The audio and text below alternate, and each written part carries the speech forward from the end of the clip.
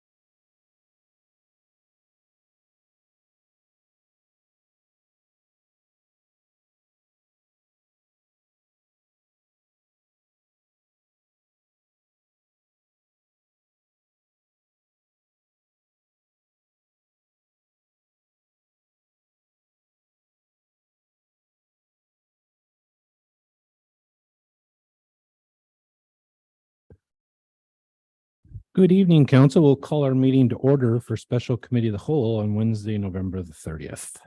Welcome, everybody. This is Council Committee of the Whole number 1 for this sitting council. So welcome to everybody and thank you for participating.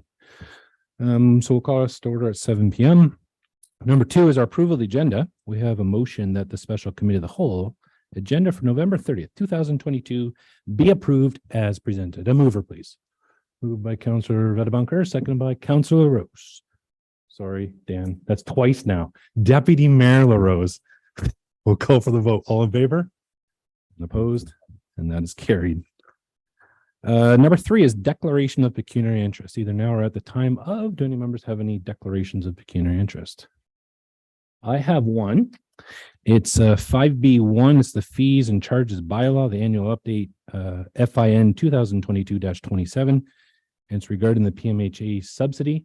I'll see if we can parse that piece out when we get to that portion of the agenda. Same, Councillor Marshall. Okay. Any other members?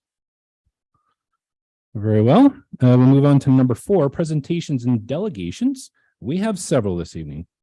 And we'll hold it to 10 minutes per deputation. Our first one is the deputation from the Penetanguishene Public Library. And we have one by our CEO, Linda Keenan, and our board chair, Christine Patnode. We'll welcome you up to the podium. Thank you.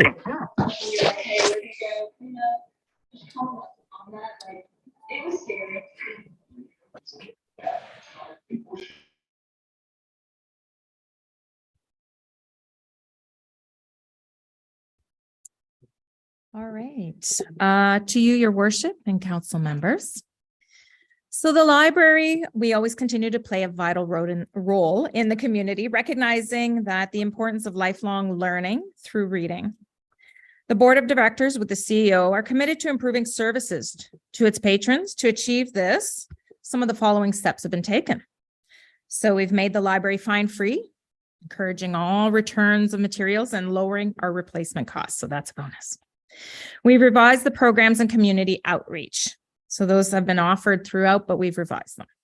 Written a strategic plan to set goals for where we want to go with the library. And we've assessed how to deal with the demands of the needs to provide in-person, yet still virtual programs, educational sessions, events. Forming of partnerships has been very important to us, providing community outreach, and continuing our many library services to all taxpayers with the limited staffing hours we presently have to fill the many hours we are open to public. We do benefit from the generous support received by the numerous volunteers who donate countless hours to our library. Our in-house volunteers, they support our technical services staff, circulation staff, and our programming team, which is a great asset for us. We also have student volunteers. They support our programming team. You'll notice I repeat that a lot. Friends of the Library support special projects, special collections, programs, decorations, and of course, our special events.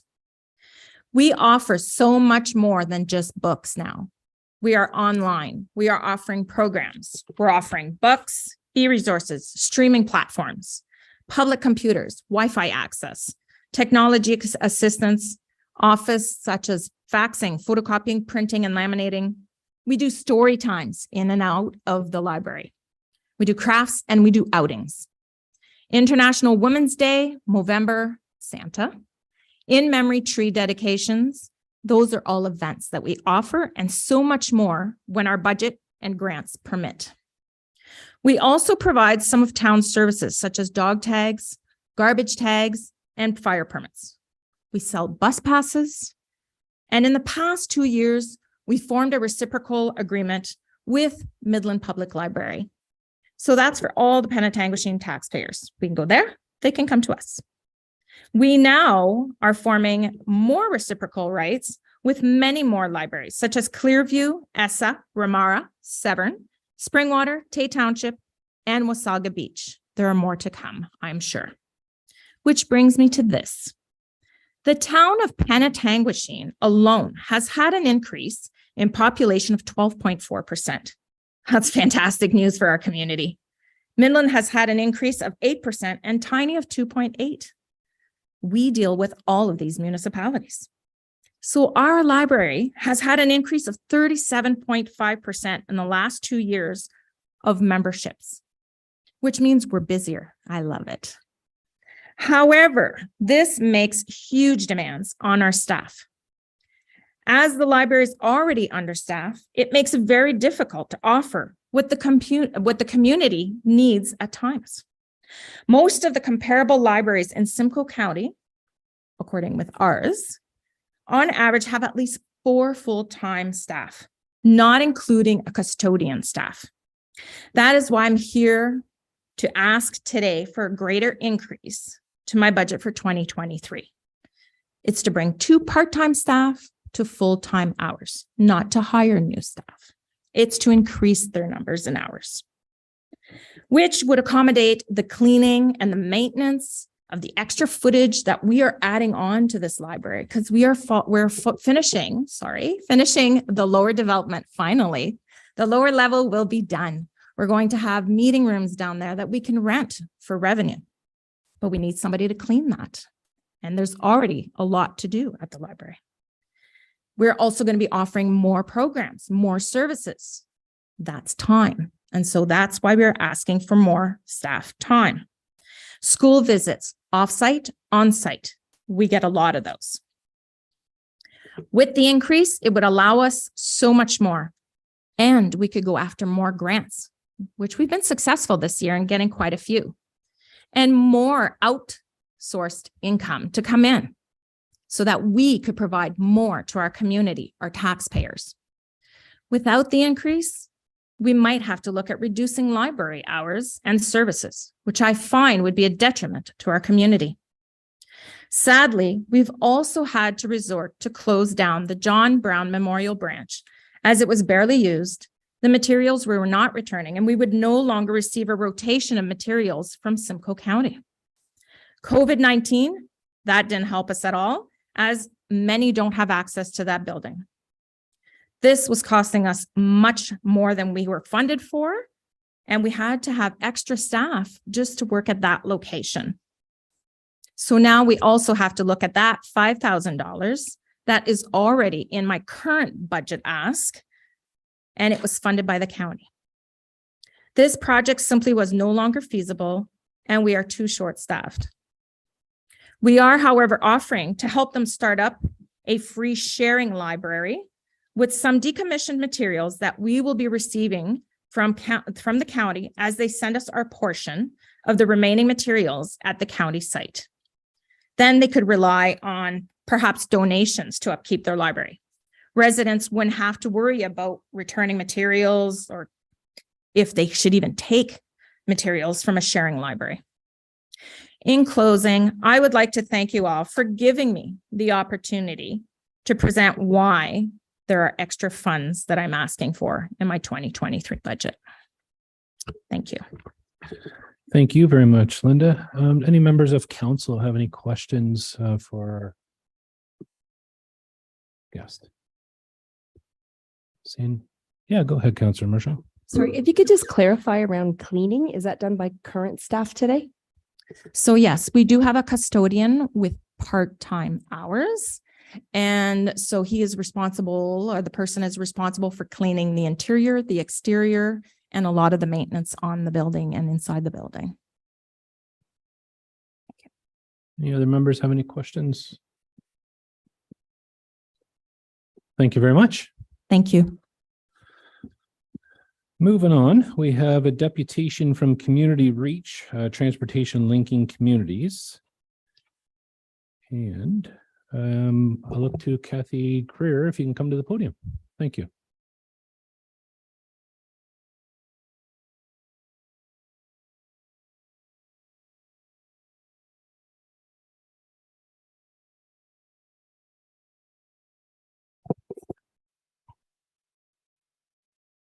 Your worship, members of council, it's okay. We have a short video for you first. She just needs that.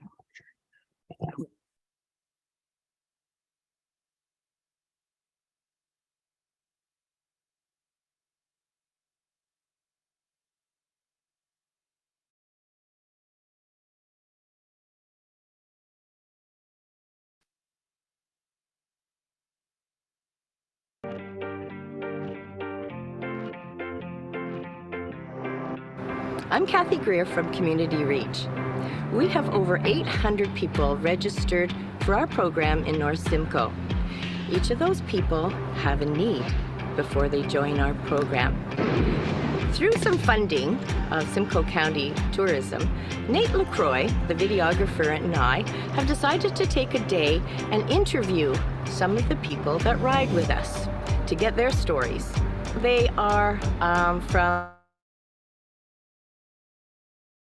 all over North Simcoe. So we are getting small number of testimonies about community reach. If we were to interview the over 800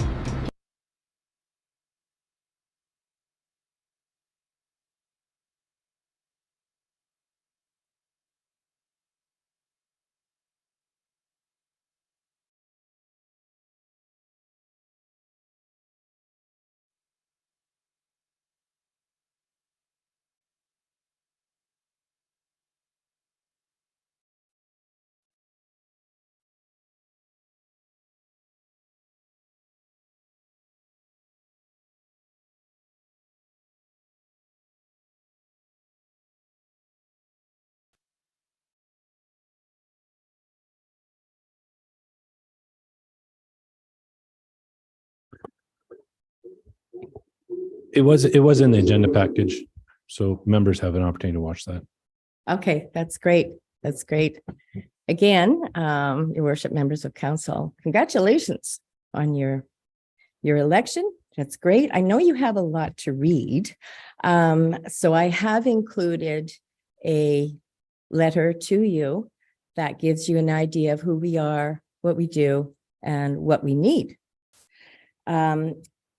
This video actually interviewed a number of the people that ride with us. And it's really nice to get a personal testimony from people instead of, just we talking about how wonderful we are. Community Reach owns 3 vehicles, 2 of which are totally accessible. And we take people from Tiny Township, Tay Township, and Town of Midland all around to their medical appointments and treatments, grocery shopping, other community services, and also now with COVID opening everything up after COVID, the social aspects, which really supports a healthy community, not only physically, but emotionally too. So our TLC program, and that's really who we are, is the TLC program takes people and from these communities around, but we also take people from Midland that have accessibility issues, that don't have access to transportation, out to their medical treatments and their appointments outside of North Simcoe, which is to Toronto, Newmarket, Barrie. We've even gone to Parry Sound. So it's quite a wonderful service, door to door, for all of our residents. Now, as you've heard me talk, we have over 800 people registered on our program, and amazingly enough, almost 40% of them are Penetanguishene residents, and they have to show a need why they can ride with us. They have to actually have a registration with a medical certificate, so that proves that they need our service. So 40% of 800 people is a fair number, and it's growing every day. Our monthly ridership, as I have in my letter, is approximately 385 per month that we drive around, and 40 to 58% are residents of the town of Penetanguishene. And we have stats, we have statistics that I do every month to show exactly how many people, where they're coming from, where they're going, who they are, how old they are, and so on and so forth. So we really have a backup of how many people we do serve. Michelle, our TLC coordinator, she was just saying this week that 7 out of 11 of the rides that she dispatches, 7 out of 11 are from people in Penetanguishene. Now, we are a lifeline for these people. OHT have seniors as a core group of their focus, and the expectations of communities is that we have to do all that we can to keep people in their home. And this is what we do. We charge a fee now, but it doesn't cover the costs. We try and keep the fees as low as we possibly can. And we don't get provincial or federal funding. We're a charity with a small amount of support from the county of Simcoe, and the rest we depend heavily on donations and fundraising, which has kind of been nil over COVID. So the town of Midland, town of Tiny, town of Tay, give an annual amount of operating support every year, ranging from $4,500 to $6,000. And we're asking the town of Penetanguishene for Community Reach to be listed on their in their annual budget line for $6,500 for operational support. It's funny, just as I was leaving the office today, one of the girls said, "Oh my gosh, we've got another application." We've had 12 new applications, registrations this week. And this is only Wednesday. And 8 out of the 12 are residents of Penetanguishene. So this is where we are. And this is what we're asking. Thank you very much. Thank you, Kathy. Do any members of council have any questions for our presentation tonight? Councillor Vedabunker. Thank you, Mayor Watson. Just, you mentioned you charge a fee. What is that fee, if you wouldn't mind? It depends on where people live. Like if they're way out in the middle of Tiny and they want to go to Toronto, or they want to come into Midland, we have a scale, kind of a round scale of what we charge per kilometer. Not per kilometer, but the kilometers are in this big circle, as you can imagine. For people that are coming from Penetanguishene into Midland, we have different amounts when you're going to Toronto, but it's $5 coming in from Penetanguishene to Midland to go shopping, to do services and medical appointments, that type of thing. $10 round trip. Follow up, Councillor Vedabunker. Any other members have questions? Thank you very much, Kathy. We appreciate it. I forgot to mention this earlier, but we will be discussing all these later on the agenda. So right now is presentation opportunities, but council have an opportunity to discuss these a little later. So thank you very much. Perfect. Feel free to hang in. Thank you. Next is Deputation C from Severn Sound Environmental Association. We have Executive Director Julie Cayley and the Board Chair Stefan Walma. My understanding is they're connecting via Zoom this evening. Yes. So we'll turn it over to our friends on Zoom. Thank you very much, Your Worship. Can you hear me?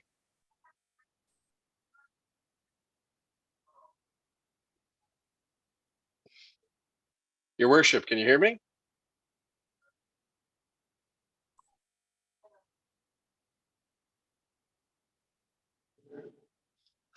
Your Worship, can you hear me? Crystal clear. Oh, okay, perfect. Thank you very much, Your Worship, members of council and staff. My name is Stefan Walma. I'm coming to you from Tiny today, and I'm selfishly, before I jump into SSCA, give you guys a quick update that our joint partnership, the Southern Georgian Bay Firefighters, Midland, Penetanguishene, Tiny, and Tay, have raised over $50,000 for Movember. So I think huge props to you and your department for joining forces with us to overtake Toronto. Thumbs up. With that, I'll jump back into why we're here. And that's to talk about the SSCA. It's unfortunate that before we get to talk about what the SSCA is, we're coming with a budget request. But what I would like to say from an analogy perspective is that councils and municipalities should treat the SSCA kind of like the environmental department. So we have fire departments. The SSCA is everything the municipality needs is from an environmental perspective. They're your experts. With us today, we have Julie Cayley, our Executive Director.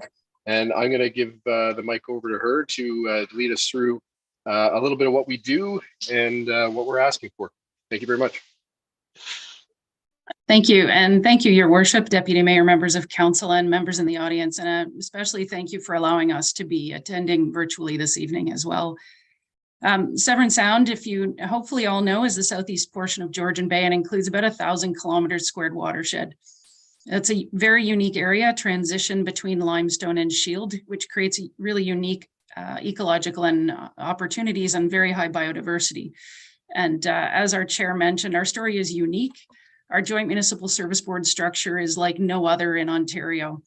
We've been working in Severn Sound since 1987, and since 2009, SSEA has been your joint municipal service board under the Municipal Act.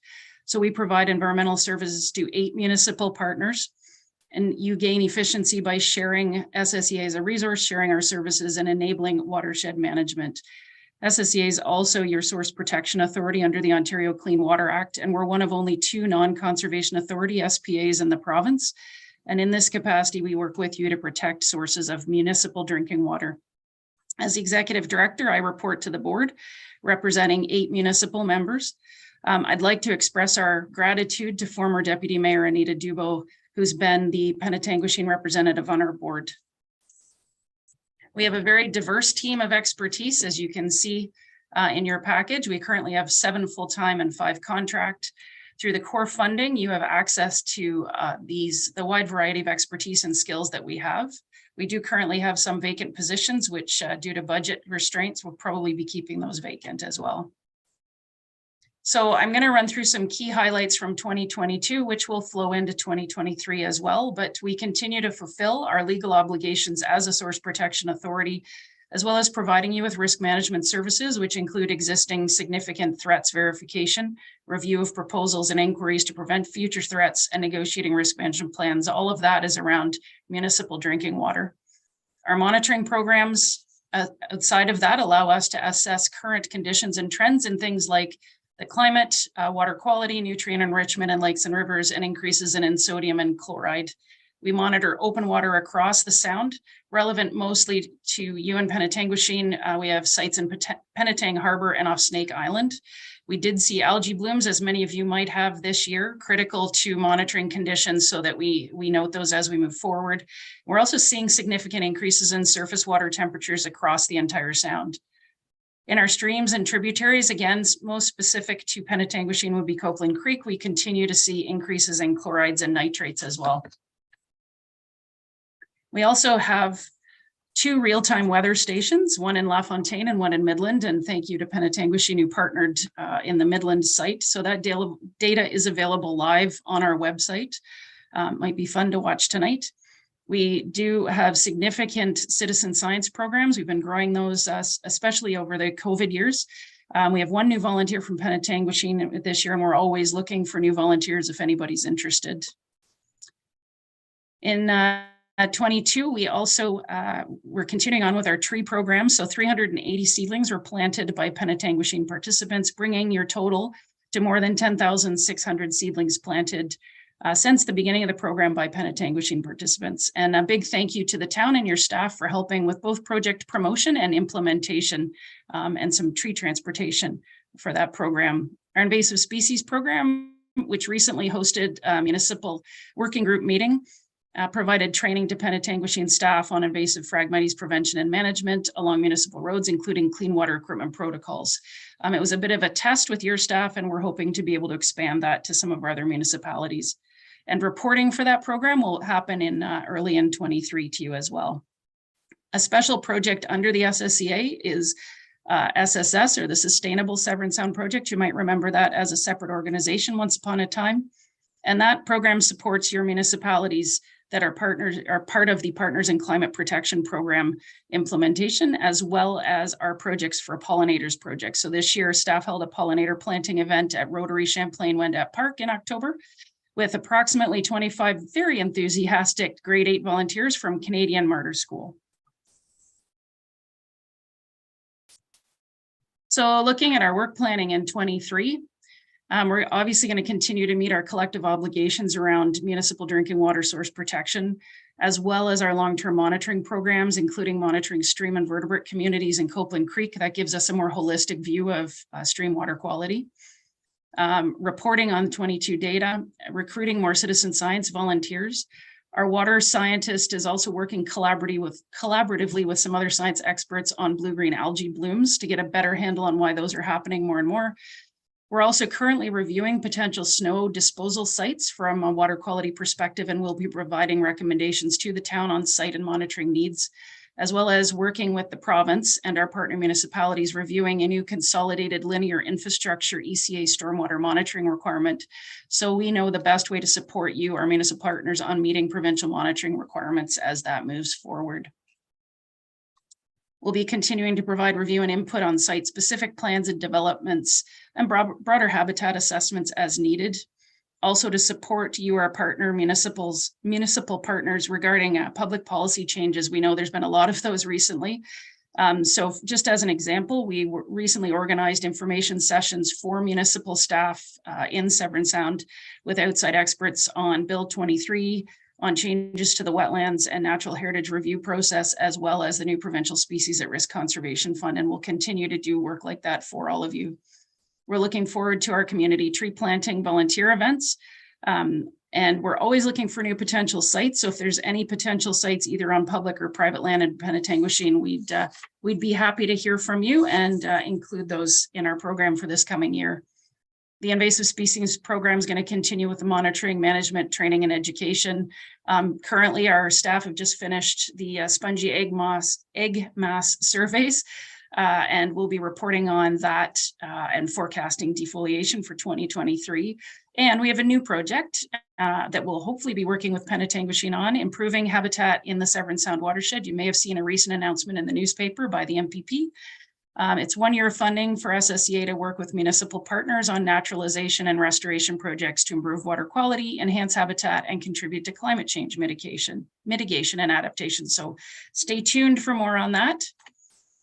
You do have our budget ask in front of you. So the core is asked, portion of the ask is 98,854. As you can see, the risk management services are down slightly. Those are based on previous year's use. So they're at 7,257, and the Sustainable Severn Sound project has not changed from last year. So that's 11,479. And you can see your total there. I also would just like to mention we will be renewing our strategic plan and be looking to our partners like yourselves for input to ensure that the services that you need, particularly in the changing times we're in, are still reflected in our strategic plan. So we know our partner communities rely on clean water and a healthy environment, and we're obviously here to work with you, the town, and our other municipal partners on your environmental needs. So thank you very much for your time. And I think we'd both be happy to take questions, Your Worship. Thank you very much to you and to Councillor Awama. Any members of council have any questions for our friends from Severn Sound Environmental Association? Seeing none, thank you very much for your participation tonight. Like I mentioned, we will be discussing this later in the evening. Feel free to stick around and see that unfold. Thank you. Moving on, we have another Thank you. deputation from the Huroney Airport Commission. We have the manager Zachary and board chair Roy Ellis here, and I believe they're connecting on Zoom as well. Good evening. Can everybody hear me? Crystal clear. Thank you. Good evening, members of council, staff, and community members. It is indeed a pleasure for Zach and I to be with you this evening.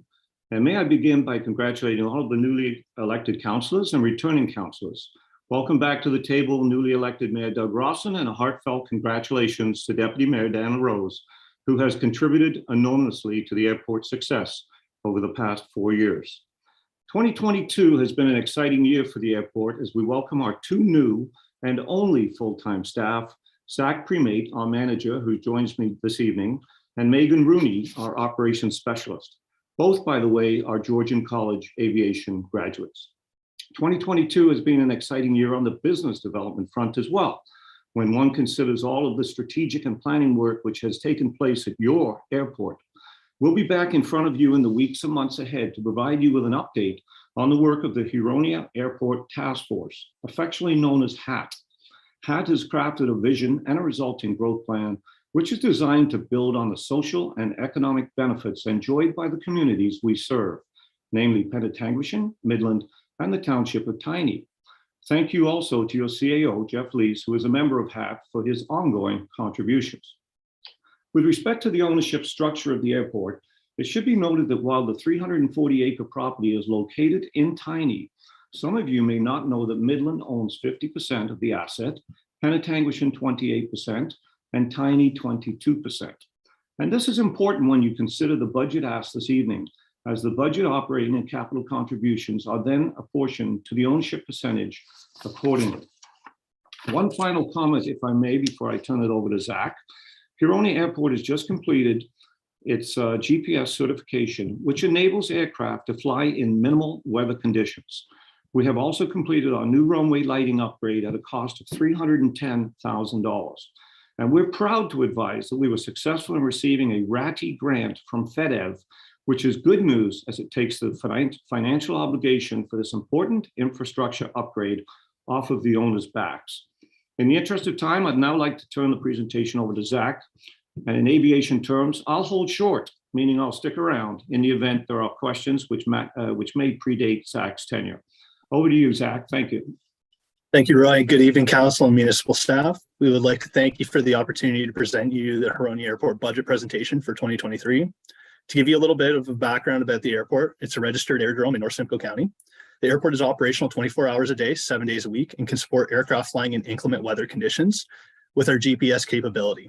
The airport can accommodate commercial and private aircraft that other airports in the area may not receive due to its existing infrastructure. As you can see on the slide here are some typical aircraft that frequent Huronia Airport. Some of the airport's major accomplishments include the construction of a new general aviation hangar, with another one planned in the spring of 2023. The airport also completed the installation of its new LED runway edge lights, which are more efficient than the old incandescent bulbs. Finally, Huronia Airport completed an airport site and development survey, which will be the North Star for defining new airport growth opportunities. On this slide, you can see a few of CYEE's highlights. To start on the top left corner, which is fuel sales. Fuel sales are on track to be status quo compared to the previous year. Huronia Airport saw a decrease in movements, but this is part due to new staff tracking procedures, runway closures to facilitate the new runway lighting installations, and COVID restrictions on transborder travel. Regarding the revenues and expenses lines, expenses have increased due to inflationary pressures, and the welcome increased revenue is from our airport lease charges and increased margins on fuel sales. I would like to highlight the municipal contribution, which has stayed reasonably static over the last 4 years. Looking at the right-hand corner, CYE welcomed 6 military aircraft, which include Coast Guard and Search and Rescue, 30 transborder flights, which means aircraft from the US, and 8 medevac aircraft, which primarily support Georgian Bay General Hospital. CYE also acquired an on-field M1 mechanic, which works on piston aircraft, which is welcome news for our local aviators. Finally, our Canadian Border Service Agency has returned to CYEE. CYE was also host to the Upper Canada Open Aerobatics Competition, which had 10 aircraft displaying their talents from all across Ontario. This event also brought in many visitors, which stayed in our local hotels and dined in our restaurants. This event was the selection event for the Canadian national team. CYE was also host to 2 events in 2022, the Trillium Aviators and the Fall Fly-In, which the airport saw aircraft from all over Ontario fly in. Jumping down to the slide where we speak about the budget request, the total operating budget is approximately $434,000, reflecting a 4% increase. Our 2023 capital request is $200,000, which is required for a critical piece of snow equipment, which will be used to maintain the safe operation of the airport. More of this to come in an upcoming slide. I would also like to highlight the operating and capital breakdown for the 2023 budget request. This information was presented in front of the previous council in 2019, and I would encourage the new council to watch the 2022 airport all council meeting that took place in April of this year. With respect to the operating budget, the information shows the cost per resident per year of Penetanguishene, Tiny, and Midland to be approximately $3.72 in 2019. From an economic impact point of view, the airport injects approximately $3.3 million back into the local economy directly and indirectly and boasts 30 job equivalents. This is where we talk about our capital request. CYE bought a new airport snowblower due to the previous snowblower being at the end of its life. The previous unit needed a new rear end, heat for the cab, and a new clutch. Finding parts and a person to repair the old unit became very difficult and extremely costly. This unit is a loader-mounted snowblower, which is powered by a turbo diesel engine that will help maintain foreign object debris-free runway for our aviators and our critical emergency services. Your airport is an essential service and a proud community partner, as once again, we hosted 6 military aircraft, 30 aircraft from the US, and 8 medevac aircraft. The airport also assisted the surrounding communities with spongy moth control, which is an invasive species and is extremely detrimental to our ecosystem. To wrap things up, Huronia Airport is a local hub airport which moves people, goods, and services more effectively. Huronia Airport is a place where people can learn and develop their skills and where visitors can discover the region and support businesses throughout. As a local airport, we connect people and goods to all corners of the globe, 24/7 with our 3,996-foot runway. Thank you for your time, and we're open to any questions. Thank you, Zach, and Chair Roy Ellis. Any members of council have any questions for our friends from Huronia Airport? Seeing none, thank you very much for your presentation tonight. And again, council will review this request later on in the evening. Thanks again. Thank you. Good night. Next, we have a deputation from the Economic Development Corporation of North Simcoe, EDCNS. And we have a presentation by our board vice chair, Alex Laurie. Thank you, Alex, for coming tonight. Yeah, thank you so much, Your Worship. Good evening, Your Worship and Council. Suzanne McCrimmon, our Executive Director, sends her regrets. Unfortunately, she had to be out of the country. So you guys have the unfortunate luck of being stuck with me for the next 10 minutes. Economic Development Corporation of North Simcoe is an organization that was founded by the 4 municipalities. So we serve Midland, Penetanguishene, Tiny, and Tay. And our primary objective is really to foster economic development for the region. We recognize that a biggest draw to our region and part of what makes this area so awesome to live in is actually the diversity and the lifestyle that's offered by the 4 unique communities and their composition as a whole. And so our organization for quite a few years has been very active in marketing our area, attracting investment from large businesses, really focusing on job creation for the area. And through COVID, we actually pivoted a little bit in offering supports to businesses through basically COVID readiness kits, increased marketing on the tourism industry, localizing some events and some marketing initiatives that we were doing.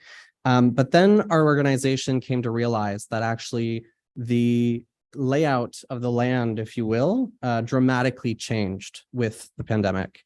And so we realized a couple things. Our data was not good anymore. We had a lot of influx of new people to our communities. We had a lot of changes in some of the strategies and priorities of businesses.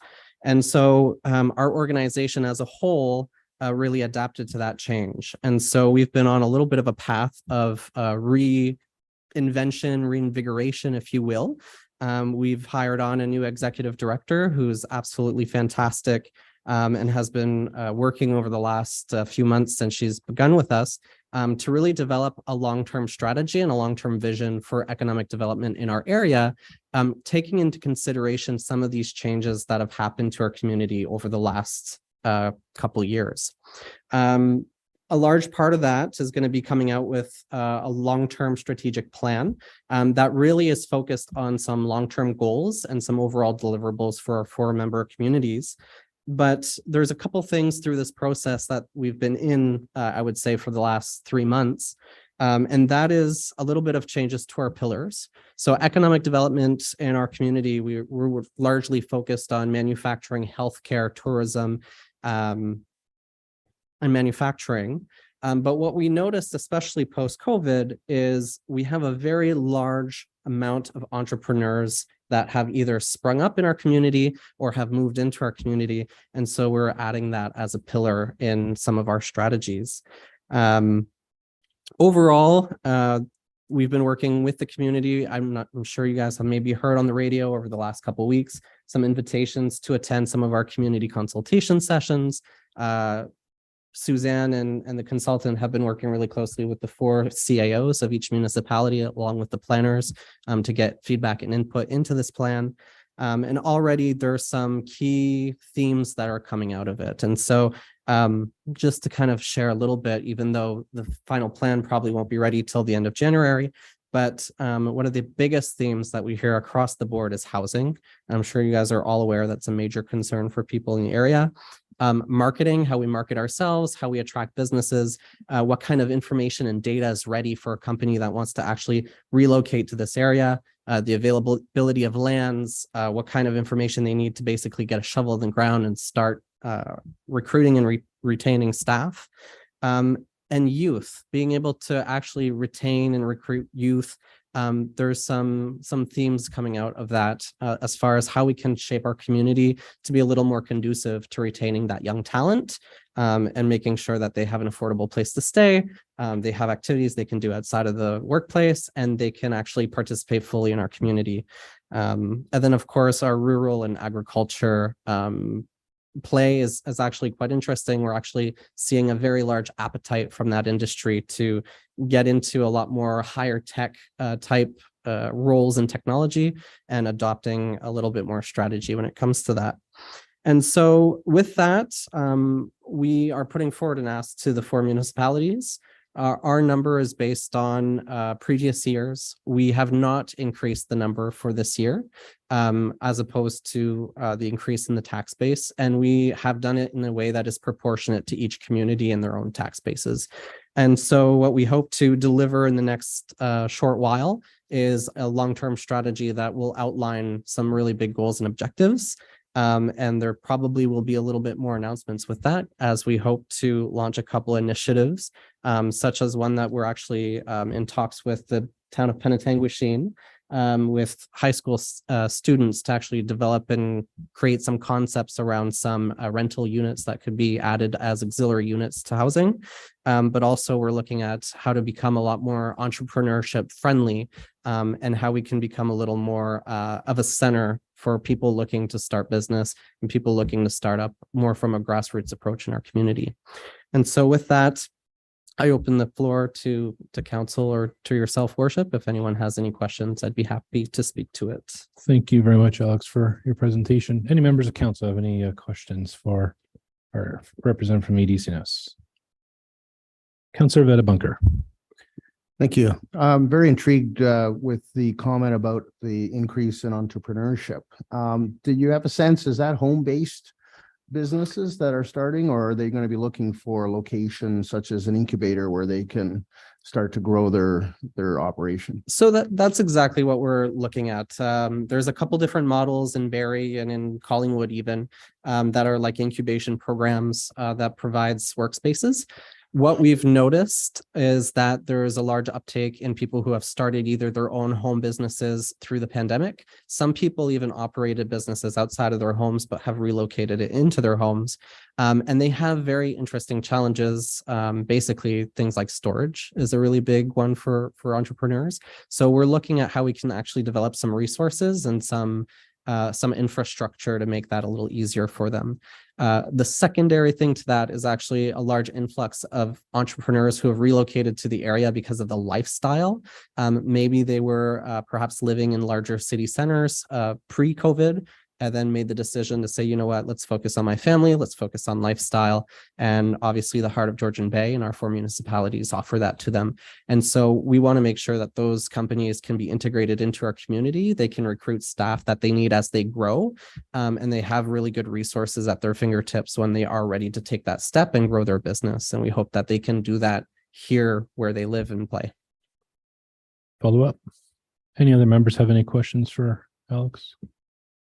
Great. Alex, Thank you so much. I have just a statement, not Sure. so much a question. You stated that you're going through a strategic planning process now. I hope that strategic plan focuses on some KPIs and some results that we can look at. I know talking to member municipalities, that's one thing that I think has been missing is from that is what is the discernible result that the community can look at. So I would hope that that's part of the strategic plan. That comes from that, as well as the financial accountability piece, that we can see something that what that looks like coming from the board back to here. Because at the end, it is all about value for money to our tax base and that we're getting the results that we're looking for. So I hope that you can just take that feedback and we can look at that as we go down the path together.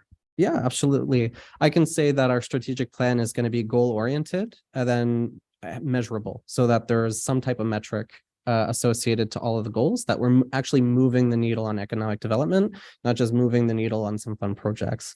And, you know, part of that piece is going to be the financial accountability back to our municipalities. You know, we operate independently, but we're not exactly arm's length. We were formed by the 4 municipalities. And obviously that we want to make sure that that accountability piece goes beyond the board and straight to council, so that the 4 municipalities who are funding us can ensure that that's being, that we're being good stewards of that money. Thank you. Thank you. Next, we have a deputation from Cultural Alliance. We have Chair Michelle Payment and Karen Meelan, the Cultural Development Coordinator of the Town of Midland. Ask you to the podium.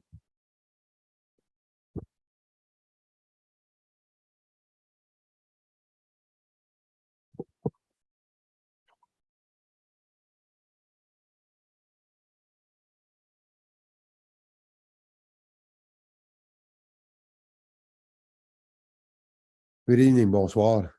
Congratulations to all the council members and wishing you all the best in the years to come. Cultural Alliance, if we can move to the next slide. So it's for celebrating, fostering, promoting, and leveraging cultural resources in the heart of Georgian Bay, with a view of growing a prosperous year-round creative economy and enhancing the quality of life and cultural awareness for all residents. Started just before the pandemic. The 5 communities came together: Tiny, Tay, Penetanguishene, Midland, and Beausoleil First Nations, to come together and work on different various projects. Obviously, it wasn't easy with COVID, but we managed to get quite a bit done. So some of these projects that I'm going to go through on the slides here. So we can move on to the next slide. If you want more information on the Cultural Alliance, see a little bit of the background and the things we do, you can just go to our website. And as you'll see, we made statements up for each of these days and had activity when we could. We had activities tied into them so that they'd have more of an impact in the community, because the whole idea is bridge building and bringing our community, our 5 communities together. Oh, sorry. I'm new at this. If you want me to sing a song, I'm a lot more comfortable doing that. So the cultural assets, this is probably, I think this is going to be one of the biggest projects that we have going, because it kind of ties in a lot of things that we do already. The events, the promotion of the events. You'll see we have coming up on another slide, the Do You Remember When, where there's interviews with people from all the various communities. We really want to grow this. And actually, we were at a presentation at the Creative City Summit in Waterloo just recently, and there was the North Van Arts from Vancouver who presented. They've gone like we've done good for what we've done, but they've started like 5 years before, and they've put in an amazing amount of money and research before they actually even got the map going. So we've already got a start. And this is definitely something that's going to have legs. I'm hoping that we can grow this, and it'll help all 5 communities on many levels, touristic wise, but as well as eventually we're hoping to get this into schools so that the kids can have a hands-on, they can hear some of the stories of our elders and our artists and the people from the communities. And that's this is the project I was talking to you about. Do you remember when, which is capturing the oral histories? We started, but like with COVID, it made things complicated. We never did get the interviews done with Beausoleil First Nations. So there's a next step to this, and we're already working on a grant proposal to do more interviews in the various communities. While starting with Beausoleil First Nations, because we couldn't get there. So we'd be starting with that, and then we want to make it grow, because there's so many stories to go out there and get that I think it's worth keeping a history alive for future generations. These are the various projects that we promoted, as well as put a certain amount of funds into. We're hoping to grow this again so that we can help more of these projects get off the ground and get into the communities and be a lot more, get a little bit more promotion so that people get to hear about it. So the community is, the 5 communities are more in tune and know what's going on out there. And that, going back to the assets map, that's really going to help us on that aspect. And again, bringing our 5 communities together, I think that is such an important part of this. I spent, well, when I was younger, it was always the rivalry between the different communities. And when I heard that we were bringing the communities together, that's what attracted me to the Cultural Alliance.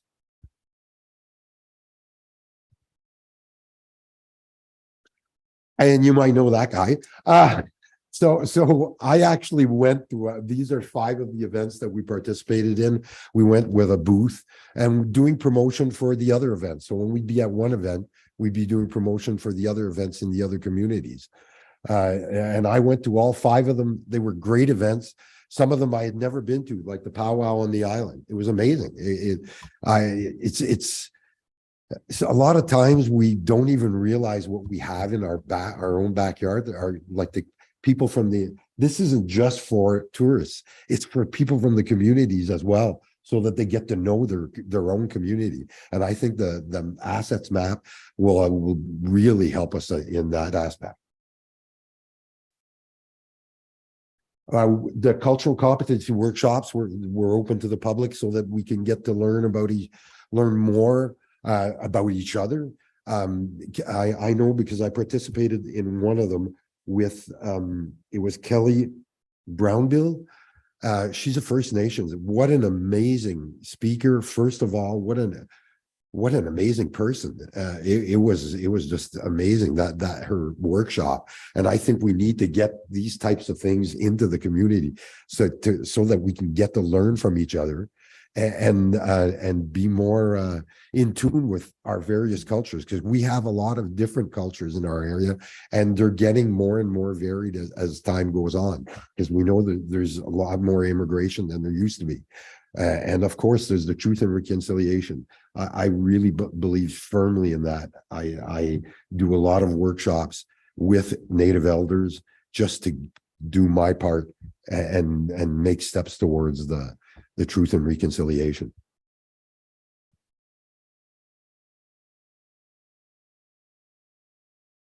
And promoting obviously on social media, we have a newsletter. If you'd like to sign up, go and have a look on our website. It's not large. It has lots of stuff. All the events are always there. We're trying to, like I said, keep all the 5 communities, people in the 5 communities in tune with what's going on in our backyard. So there's blogs, we have the Facebook, we have the website, like I said, and it seems to be, I'm not a really computer savvy person, but I'm sort of learning. So the technical aspects of it, but it's we're working on it. Like I said, we're hoping to get the website a little bit more user friendly as well as we move down the line. These are some of the programs that we've the Artpreneur. So it's more artist based, and I should have mentioned this at the beginning. When we think of culture, we often think of the arts. It's so much more than that. It's our way of life. How we dress, the language we speak. It's really a part of everything that we do, or the way we eat, everything. So that's why the Cultural Alliance, I see it more. Sure, there's the artist aspect as well, but it's so much more than that. And that's what some of these projects, like the Cultural Assets Map, the history, the interviews, all of this, we're actually in the middle of a strategic planning right now. And I've done a couple, because I've been on La Meute Culturelle, which is Festival du Loup. I've been on that committee since the beginning, and we've been through a few of these. So I'm sort of in the know when it comes to that, but it's always a new experience. Like we're working with somebody else. So and it really makes us, you really start to look at what you're doing and what you want to do and where you're going. So I think that's a really important part of it. There's the cultural conference. There's so many things that we've done. I can't even, all of what we've done in the past couple of years. It amazes me. The people we have from the different communities that are on our board are just amazing people. Nicole, who's Nicole Jackson, who's representing Penetang. She does an amazing job for us.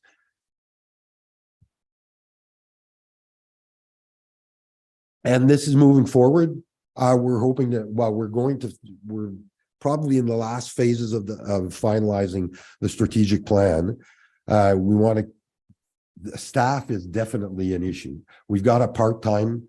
Eventually, if these projects grow, like I'm thinking they're going to grow, we're definitely somewhere within a year or two going to need somebody full-time. That's for sure.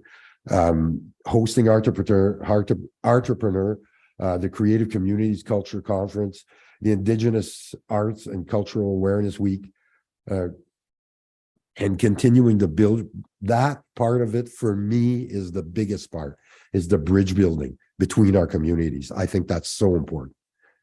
I'm growing the newsletter and keeping that, growing that aspect of the "Do you remember when?" to keep our history alive. Mr. Payment, we're at our 10-minute mark. I want to be respectful of everyone's time. Maybe if we Oh, can just go to sorry. your request and then we'll. Yeah, that's where we're at. So this is the request.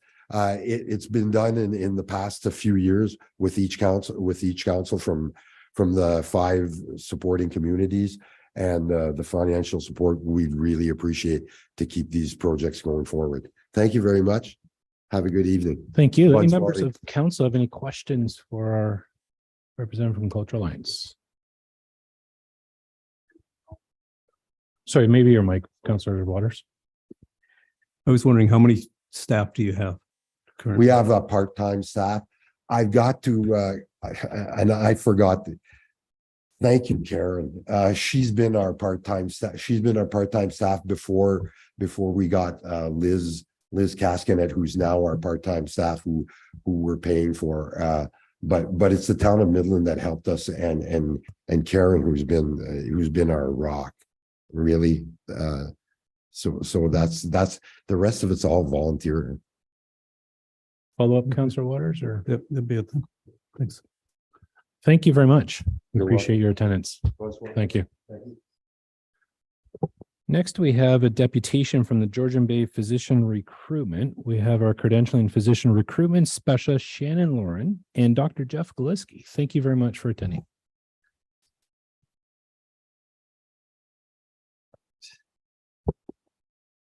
Thank you. Good evening, everyone. Mayor Rawson and members of council, thank you for the opportunity to speak tonight. Again, I'm Jeff Galiski, family and emergency physician, and Shannon Lauren from our physician recruitment program, credentialing and physician recruitment specialist. I had 3 objectives for tonight. I think provide council with an update, some of the new changes and evolution of our program. Secondly, provide some context as to why physician recruitment remains really, really important for the health of our community. And thirdly, some new directions and initiatives for our program. Next slide, please. A new vision, together promoting healthy communities by recruiting and retaining highly skilled physicians that are integrated into both Georgian Bay General Hospital and the surrounding community. Next slide, please. Right. Yes. So thank you very much for having us tonight, Your Worship and Council. We want to go through a little bit as well. So we provide our vision to you, but we want to just go over some of the challenges as well that healthcare is facing. And I'm sure you've probably heard a lot about the challenges that rural hospitals have been facing, especially in regarding to emergency physicians and also closures. So 17 out of 160 emergency departments have experienced on and off closures in Ontario and rural areas within the last year. Next slide.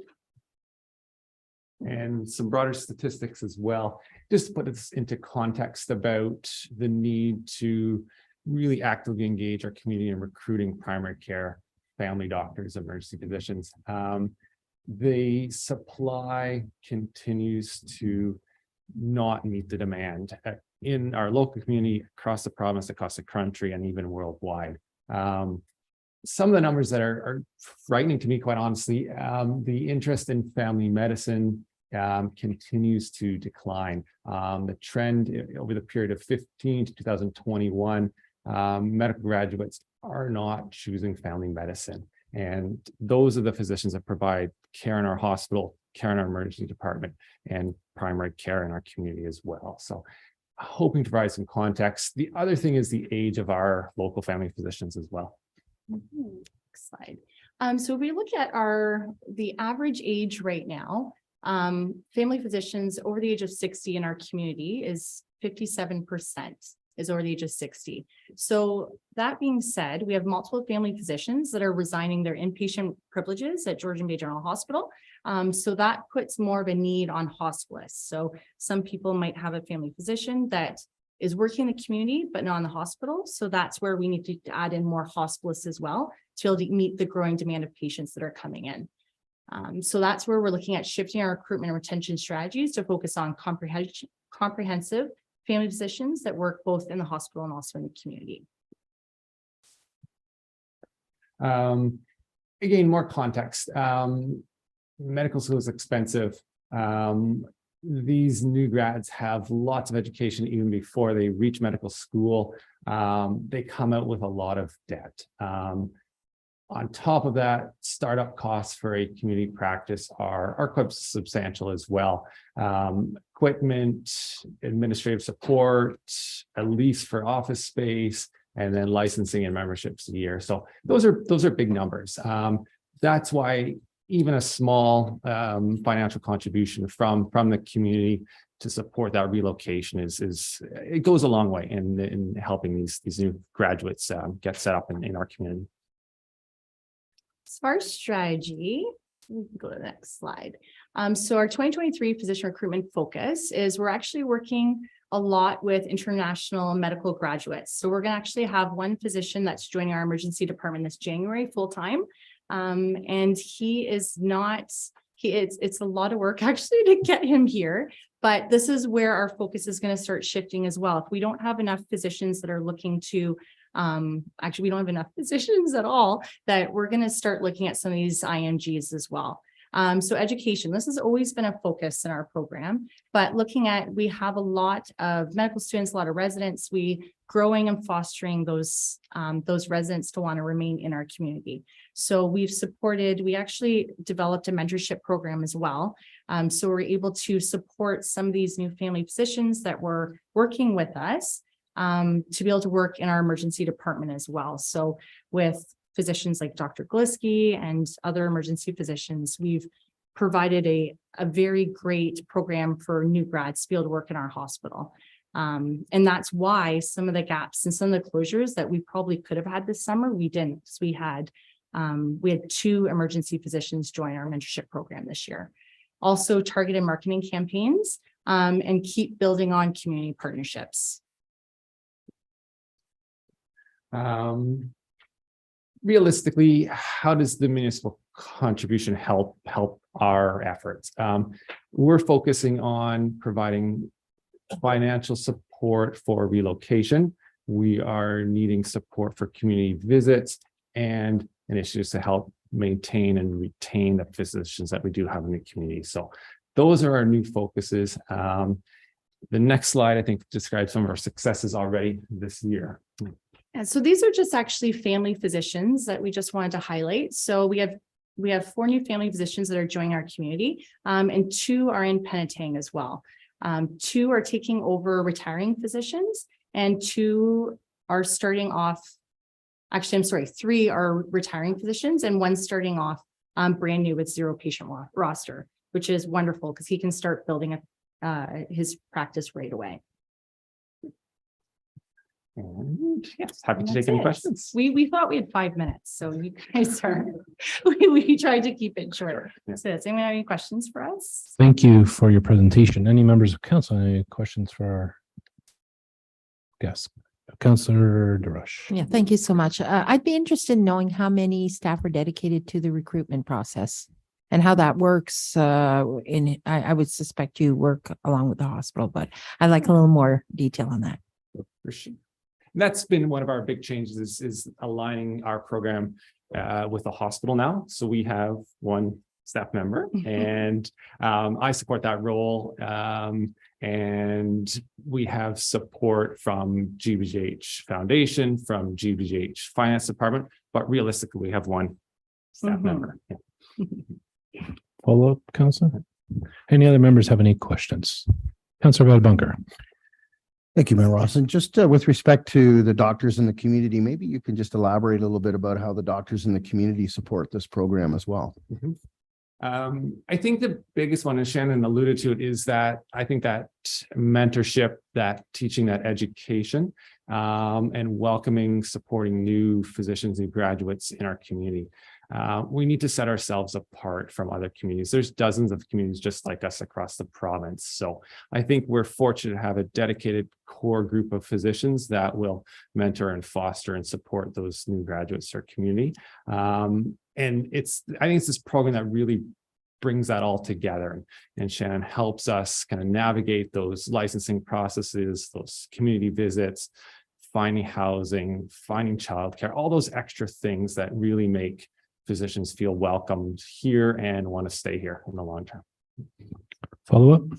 Any other members have any questions? I have one. There's a tremendous need for health human resources, you know. And I'm referring more than just physician, not underplaying the role of physician because they're pivotal to the whole healthcare system. Are we working in conjunction with our partners, Waypoint, our Ontario Health Team, or Family Health Team, like the other players to help the whole health human resource? And can you just give a feel and understand what that looks like? Yeah, so I can speak to this a little bit. So we do work with like a lot of our community partners, like you mentioned, and Waypoint as well. Like even if a physician recruiter is in Barrie, they might reach out to us and say, hey, we had this great person that interviewed, but we're taking a couple of other people. So we do work a lot, and there's a lot of different, we have meetings that we attend like as a group as well. And we come together to see exactly how we can help one another. But when it comes to nursing and like we're mainly physician recruitment, but we do work within our hospital with our human resources department as well. So we've been specifically with Georgian Bay General Hospital, they've started some new kind of social media campaigns, and we've been starting to partner with some of those as well. So we're going to continue to move forward in that way. So it's fine. Perfect. Thank you. All right. Thanks for coming tonight. Moving on. I think that's it for our money asks, but we'll see. We have a deputation from Dennis McEntee regarding fees and charges bylaw. Dennis, the podium's yours.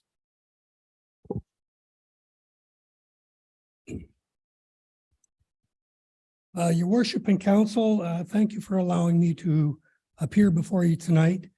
And yes, your worship, I'm going to put a little different spin on what we've heard so far tonight. I'll start by reminding us that the agenda for the November 9th council meeting included an agenda item related to the proposed new fees and charges for town services. And that agenda was put over to this meeting today. My comments are partly in respect of this, but in so doing, I ask your indulgence in allowing me to briefly speak to the important related issue that has not yet been addressed, and that is how these proposed fees impact those residents we're asking to pay for them. By reference, the most current rate of inflation nationally stands at 6.89%, last updated on October the 19th. As we know, the Consumer Price Index is the standard and customary benchmark used in adjusting wages and prices. At the council meeting of November 9th, being the final meeting of the previous council, new building development charges were approved for 2023. These new charges represent a 15.7% increase over 2022's development fees, an increase more than double the current rate of inflation. Less than a year ago, our development charges increased 11.5% over 2021, compared with that year's inflation rate of 3.4%, more than 3 times the inflation rate at the time those fees were decided. That's a 27.2% increase in housing development charges in just 2 years, when inflation over that same period nudged up a modest 10.3%, an almost threefold increase. At the November 9th meeting, I emphasized to council that this increase was unrealistic and unfair, but most importantly, creates an insurmountable barrier to addressing our immediate affordable housing crisis. Council acknowledged that the 15.7% increase is excessive, but attempted to justify it by blaming it on the construction cost index they themselves chose to use in establishing the rate. Being sympathetic and as a consolation to the impact this increase will have on new affordable housing, the town has created a development charge deferral program. What they failed to remind us of is that included in the list of proposed fees and charges you are considering here tonight is that this layaway plan comes with a $1,000 administrative fee just to apply for the deferral, in addition to regular monthly interest charges for its duration if approved. Consistent with these new development charges, we have before us tonight the matter of approving approving new and updated fees and charges for town services. I've carefully examined the proposed fees and charges schedule, and my conclusion is this. Across the board, these proposed increases in fees in today's economic environment are unaffordable. They are unrealistic, and to any reasonable person, they're seen as unreasonable. If I'm reading this right, of the 34 proposed changes in the service fees, the lowest percentage increase of any one line item is 11%, more than 4 percentage points higher than the current rate of inflation at 6.9%. Many of the proposed fees are more than double their current rates, as well as several new fees haven't been added. These proposed fee increases do nothing to improve our competitiveness and growth. They damage our ability to attract new businesses, tourism, housing, and industrial development. They create an impossible barrier in addressing the crisis we face with affordable housing. They are unsustainable and will do significant damage to our local economy. Our previous council's approach to development charges is to use the same building plans a fox would use to build a hen house, and to then add an administrative fee of $1,000 just to ask for a bit of short-term relief just seems insincere. Inflation and affordability are the primary challenges facing our residents today.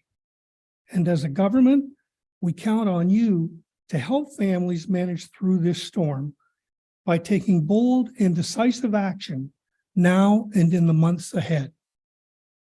Council, with great respect, our ratepayers understand your difficult task in finding the funds needed to support our valued services. But at the same time, we have to rethink our historical approach to taxation of automatically increasing everything from our property taxes to development charges, to our water and sewer rates, building permits and dog tags, and all of the other fees simply on the basis that the calendar turns another page. 2 weeks ago, we were here discussing development charges. And tonight, we're talking about increasing a host of other fees and services. In 2 short weeks, we'll be here again, looking at increasing our water rates. But what I don't see is any discussion on how those on fixed incomes and those already struggling to make ends meet are going to pay for all these increases. I urge council to pause both the newly approved development charges in addition to the proposed new fees for services that are before you tonight. I ask you to take this opportunity to call together a few volunteer community members who are willing to work with our administration toward finding creative alternative solutions and to take those as recommendations back to council for consideration. Lastly, I suggest to council that consideration of fees and charges of all kind should be aligned with our budgeting process, having the same fiscal periods, and that council deal with development charges and other fees and charges together, rather than treating them separate and apart from each other. Lastly, I urge council to set a maximum increase on all proposed fees and charges, except in the most extreme of circumstances, not to exceed the rate of inflation at the time new rates are established. Thank you for your consideration. Dennis, thank you so much for your deputation tonight. Do any members of council have any questions or follow-up statements? Seeing none. Oops, one from Councillor Vedabunker. Just thank you, Mayor Ross, and maybe staff, whether the CAO or the Director of Finance, can comment on the construction price index and its use in determining how the increase is to be applied to development charges. Mr. McEntee raised that comment, and certainly if we can provide an explanation in terms of what that is and how it's used, and perhaps a little bit more broadly how it's applied across the province. Thank you. Jeff, do you want to take that, or Treasurer? Sure. Thank you, Mayor Lawson. Through to Councillor Vadaboncourt. The construction price index is, and I think I shared some of this perhaps 3 weeks ago. The construction price index is an indicator that is commonly used by municipalities in indexing development charges. The intent and purpose is primarily to ensure that growth is paying for growth. So there's development happening out there in the community that the development community, whether it be big developments or in some cases, small developments vis-a-vis perhaps a single residential lot, but they're paying for the cost to provide the infrastructure and the services moving forward to house that growth, on an aggregate scale. It's very common. I think it's very uncommon, quite frankly, to not have development charges indexed with the construction price index. And where that does happen from time to time, whether it be through deferrals or whether it be through reduced construction, reduced indexing, what happens is those costs of providing the infrastructure right from one end of the spectrum to the other get deferred and pushed over to the general tax levy. So the existing tax base picks up any reconciling difference that needs to be picked up and needs to be accommodated in what we do from a municipal perspective as we look at providing infrastructure, out 5, 10, 20 years out to house this community. Hopefully that helps provide a little bit of context to Councillor Vadaboncourt's point. Mayor Rossin, I don't know if, with your indulgence, if our treasurer would like to add anything. For sure. Carrie? No, I have nothing to add. CAO covered it, which I did I did respond the same last meeting when it was on the agenda. It is something that all municipalities do. They use the same index provided by the construction price index statistic that comes out every quarter. They may use different quarterly statistics, but in our case, our bylaw does state that the development charges will be indexed annually under our bylaw. And until such time that the bylaw changes or is amended, that's what it states that it will be done. And it really is to ensure that growth pays for growth and it's not have to be borne. The cost of development does not have to be borne by the general taxpayer. Thanks, Gary. Councillor Vadabonker, any follow-up or subsequent? Thank you, Mayor Ross. And just to clarify then, as similar to the consumer price index, which may deal with a bundle of consumer goods, the construction price index specifically looks at the cost of doing construction. So the cost of materials, the cost of labor, et cetera, and isolates that and says that's what the cost has increased. So it may be related somewhat to the consumer price index, but this is specifically with the dealing with construction costs. Is that correct? Lees? Yeah, through you, Mayor Ross and to Councillor Vadabonker. Yeah, that's definitely an accurate statement. While it might be related indirectly to the CPI or the consumer price index, it is really a specific index or indicator that's used as it relates specifically to the construction world. But certainly there is a tie to the CPI, but you will notice that the CPI and the construction price index or consumer price index and construction price index do differ for sure, because there's, they each have their own bucket of goods, I'm going to call it. Just like our municipal price index that we do annually with budget, we have our own bucket of goods that we factor into that MPI. So it is definitely related, but they are separate indicators or index pieces. Good. Deputy Mayor LaRose. Thank you. Just one quick question. How did our development charges compare to our neighboring folks? I'm pretty sure when we looked at them, we had looked at them from a whole scope of towns our size and in our area. Lees? Through Mayor Ross, and if you don't mind, I might ask our treasurer, Carrie, to speak to that. I think she's certainly better versed than I am. Carrie? Thank you. Through you, your worship, to Deputy Mayor LaRose. We did that exercise. We don't do that exercise every single year, but amongst the treasurers, we all talk to say that this is what the index came out, or is everybody automatically indexing? This year, it was a shocker. But it's not a shocker when we consider the quotes that are coming in for our own capital infrastructure projects. They're coming in 12 to 15 to 20% higher than what we quoted. And that is because of the construction price index. So we haven't done the comparability exercise yet among local or even, North Simcoe communities. It also depends on when they index it under their bylaws. So certainly if council wishes, I can prepare that comparison. Deputy Mayor, follow up. But sorry, just to one final comment. The municipalities that I did speak to said that it is in their bylaw that it is to be indexed annually. I don't know which quarter, but everybody follows that.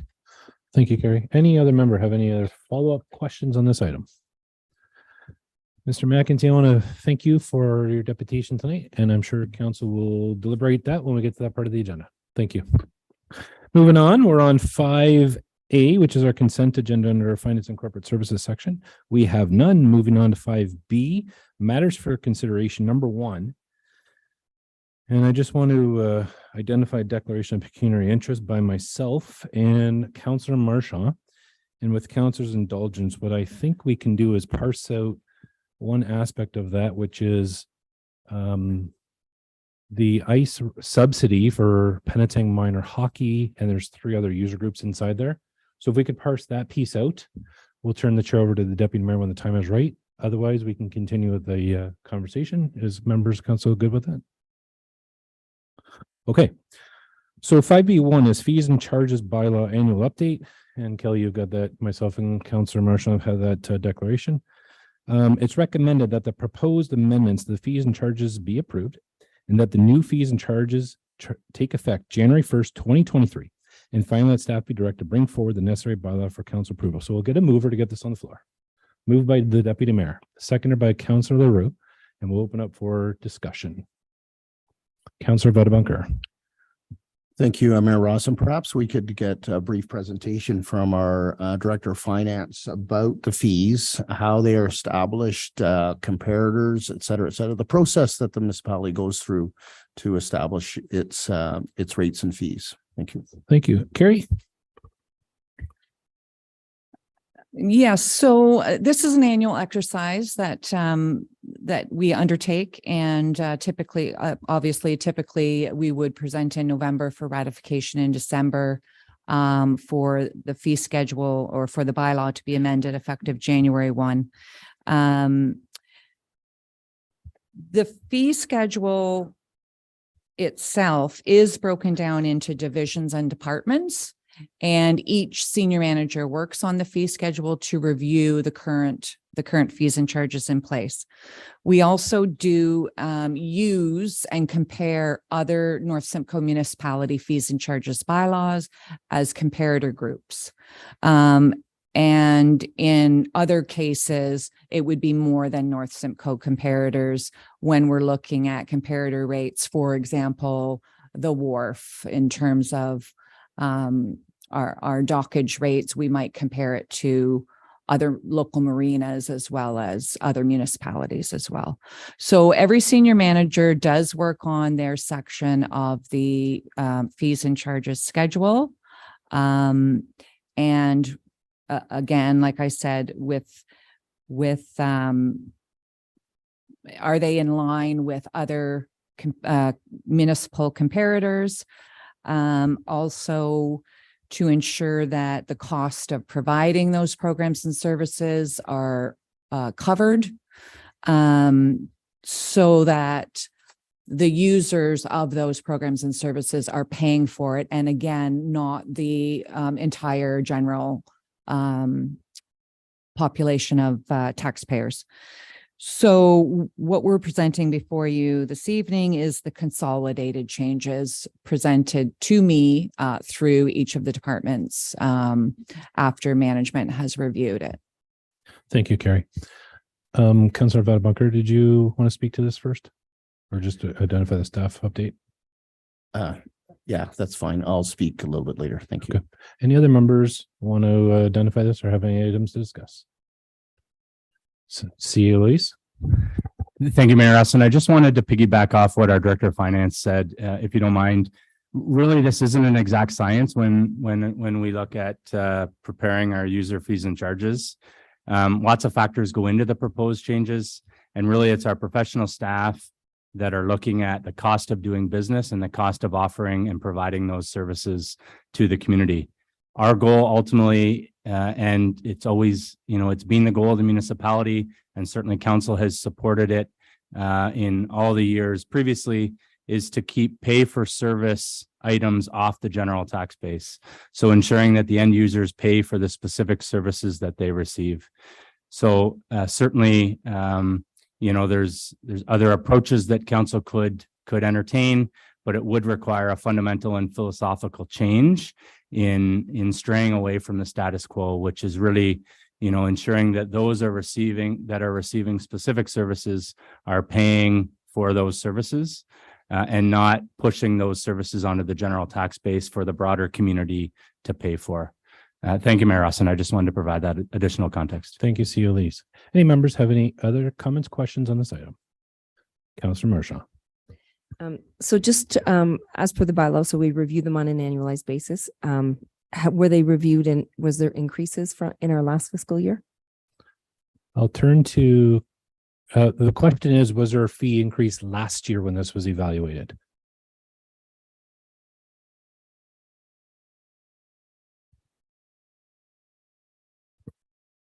Through you, your worship, to Councillor Marshall. I don't remember specifically what, it was presented in the same format that was consolidated. So I would have to review the changes that were presented last year. I don't recall what fees were changed or increased. But yes, we went through this exercise last year as well. Councilor Marchand, follow up. Any other members have any comments or questions? Well, I have a few. And I'm going to echo some of the comments that Mr. McEntee said this evening. I get that the services we provide is cost recovery, and I did have a conversation with our CEO about this, but I just want to look back historically. Approximately 2016, our municipality waived public skating. And we found when we did the public skating, it cost us more money to collect a loonie at the door than it was as a cost recovery mechanism for the municipality. We found when we removed that $2 that we're collecting at the gate, that the arena started to get filled up with people that are having a hardship to be able to provide that level of service, that going skating with their family. From my lens, the arena or the service at the arena is not a profit center. So the extra couple dollars to afford a family the ability to go skating, I think is bad on us to charge $3. I think there are people that are in a hardship position, and I think things like this is not creating an equitable opportunity for recreational affordability. When I look at some of the costs are 24, 40%, 50%, 100%. And I get there's no perfect science, but I think we need to look at this from the lens of affordability to our consumers. Another one I heard when I was on the campaign trail was about our launching ramp. We know that that was a near and dear topic for a lot of people. If we look at the differential cost for marriage licenses as the example, it's pretty discernible what that is from a resident to a non-resident, but it's a much smaller gap for resident to a non-resident for the launching ramp. From my lens, I think some of these things would bode well to our residents if we can use this consideration for our residents. And I would also like to echo one more comment that you said tonight, Mr. McEntee, and thank you for that, is about our engagement. This came forward on the November 9th council meeting. With not possibly a lot of consultation, I think this could use more consultation. So those are my comments, and hopefully we can move forward. Any other comments or questions from any members of council?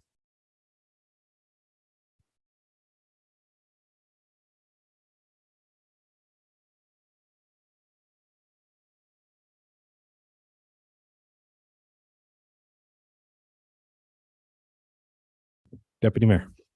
Thank you, Your Worship. I'm just wondering, with those comments, would there be a big problem if we deferred that? So Mayor Rawson and his folks could look at this and decide if any of these need a major change. I know the public skating one, I was very much in favor of. As the mayor alluded to, it really did seem to increase the amount of especially kids that got to go up to the arena and go for a skate. You know, there might be an option of having a donation box there for free skating. You know, somebody might want to kick in a few bucks if they're taking the grandkids, that type of thing. But maybe we could defer this for a couple of weeks till we all have a go at the new things and just see. I don't know if there's a big implementation problem if we do that, or would it be all right to wait for a little bit? So. Thank you, Deputy Mayor. I'll turn it to you, CEO Lees, on timelines and next steps for considerations with Deputy Mayor's comments. Thank you, Mayor Rawson. Certainly from a timing perspective, I need to step back here a little bit. I think I've been told I'm a little too loud. Sorry. From a timing perspective, staff would ideally it would be good to have something in place by the end of the year. We do have some of our fees that we need to push out some communication to residents and users on in the early part of January. So it would be ideal if we could have something that council would be comfortable with kind of by the end of the year. With that said, if we can get some general guidance and direction from council or committee this evening, I think it's feasible or doable that we could return on December the 14th and revisit some of the general areas that committee would like us to revisit and come back with additional information on those areas on the 14th. Perhaps come to council on the 14th with a proposed bylaw as well. That would be the ideal scenario from a timing perspective, so that it doesn't hold up communication that we're pushing out to residents and users in early January. Deputy Mayor. Thank you. With that being said, your worship, I'm wondering if that actually sounds like a good idea. We do have some time later on our agenda to go through the budget. I'm just wondering if that's all right, if we just wait to that point at the meeting, and maybe if we could just highlight a few of the ones we wanted changed, get at some of that tonight to see what the other members of council are feeling towards that. Any other members have any comments, questions on this item? Councillor DeRush. Thank you very much. I guess because this is like a new, for me, it's a brand new fee guide. I haven't seen what's been done in the past. So it would be very helpful for me to see what we've done over the last 3 years, because it is a substantial increase. And so I wonder, is it because we've idled because of COVID? So we went status quo for a while, and now it's like, okay, now we really need to turn it on. And so we've increased it substantially. So I'm not sure why they're so substantial in amounts. So it would be helpful if I could see that history. I guess I could have searched it somewhere, but then I don't know where it started. So secondly, I have no issues with deferring, but I would like us to have a very clear understanding of what we want to do before the 14th, so that we're prepared and we can move forward and have a consultation would be very tight in 2 weeks. So I'm not sure what it is that we want to accomplish between now and then. Any other members? Councillor Vedbunker. Thank you, Mayor Rawson. So there's been some excellent points raised tonight, both by our speaker and by members of council. I went through the proposed fee increases. I understand the rationale, that the thought process that goes into establishing the fees as outlined by our treasurer and our CAO. I'm generally satisfied with the fees as proposed. If there's some tweaks or some adjustments that have to be made, I'm prepared to have that conversation. So whatever that timing is, I just want people to understand that I'm generally satisfied with what's before us this evening. Thank you. Councillor Leroux. Thank you, Your Worship. And I also echo the same sentiments as Councillor Vedbunker. I'm comfortable with the proposal that I put forward, and if there is possibly some tweaking required, I think that staff could do that without having to bring it back. Councillor Waters, Councillor Marchand, any comments on this item? I think to Benita's, to Councillor DeRush's point as well, for me, it's just some of the historical on it, but I do understand, and I don't have a concern with all of the rate increases proposed. I do support that we do take a look at the fee for entry for the public skating. That's probably the one piece that sticks out for me. But I do understand that it's important for those receiving the services are also paying for them as well. So, for me, I think there are certain ones that perhaps we could revisit, but overall as well, I have no problems. Thank you, Councillor Marchand. Councillor Waters. I also pretty much the same as what Councillor Marshall mentioned as well. I do like the idea of having the free public skating. And I remember back on our orientation tour, we went to the museum, and she mentioned that she'd gone to voluntary admission, and that she raised more money by doing that than actually collecting fees. And I believe that her deputy mayor also mentioned that perhaps a donation box could be put in, and that way we could have free public skating. COE's two quick questions, if I can. One is, our budget will take effect in April 1st. The corporate budget. To Mr. McEntee's comment, why could this fee guide not be in concert with the budget and be enforced in effect as of April 1st? Like, why do we need to have this enforced in effect for January 1st? I ask because I think gives a little more time to get everyone up to speed. And I think another comment was to do a little more consultation. We're doing budget consultation next week, and we could parse this with that. So I'm just wondering about the timing. Could we in essence keep the existing fee guide in place? And our notice provision will be that this new fee guide will come in place for April the 1st. Through your Mayor Rossin, I must apologize. The April 1st reference is confusing me a little bit. I think we're intending to have our budget approved on February 8th, but perhaps I'm missing something. If I am, my apologies. In terms of the the timing of having the fees and charges approved, certainly council could choose really at the end of the day any timeline to have the fees come into force and effect. I think from staff's perspective, we like to align it January 1st. It aligns with the budget. It aligns with what we've taken into consideration in how we've proposed the budget.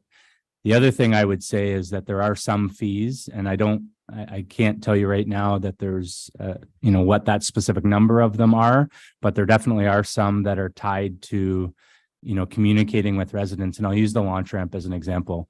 We push out communication in the first or second week in January to our residents, to our users of the launch ramp. And so that communication really can't be delayed a whole lot just from an administration perspective. So if council chooses to, not enact user fees and charges until say April 1st, we would have to default to the existing fees, which would be a missed opportunity, from an administration perspective. That's just one that comes to mind. I think there certainly are others that I could probably put in that same bucket. But that's certainly where what I can offer. Hopefully that helps. Thank you, Mr. Lees. I'm hearing that there's some comfort with this. Perhaps we can just work with the clerk's office and just give some ideas such as skating offline, and then you could bring the proposed updates at the next council meeting. Would that work? Yeah, through you, Mayor Rossin, that's certainly something we can do. We can bring something back on December the 14th. I think we've heard a little bit of general feedback around two fees in particular, but certainly we can bring something back, and I think that aligns well with the timing administratively. Perfect. Any Councillor Leroux? Your worship, am I clear in understanding that probably the only issue that we're looking at it here on the proposed fees is the free skating issue? Otherwise, the rest of the fee structures proposed are in order. I do see that we have a number of members of council that feel that the free skating should be part of it. And if it's simply that, then why can we not pass this thing and with exception that we allow the free skating? Yeah, duly noted. And I think the other parts was the launch ramp, the differential from resident to non-resident, that they're in line with some of the other fees. And I think that's what the CEO said, they're going to bring it back. So I think the CEO's got a good feel for that. Any other further comments on this? Any comments? All right, we'll call for the vote. We have a mover and seconder. Sorry, Councillor DeRush. Sorry, just a clarification. So we're excluding minor hockey stuff and subsidized. We'll speak to that afterwards. Correct. Thank you. Yeah. Councillor Waters, you were. Okay. Just sorry, your worship, what are we voting on? Just to be clear, is this deferral? Thank you. No, so the motion as stands with direction that the CEO is going to work with his staff to make those minor modifications that we've discussed and what he's been hearing. And he'll bring that to council on December the 14th. Okay. Okay. We'll call for the vote. All in favor? And opposed? And that is carried. And I'm going to move the chair to you, Deputy Mayor, so you can take a review of the other part that we removed. Thank you, Your Worship. We have the ice rental fees and the amount of their subsidies left to deal with, and having two members of council declaring a pecuniary interest. We'll see if there's any discussion on that item from anybody else.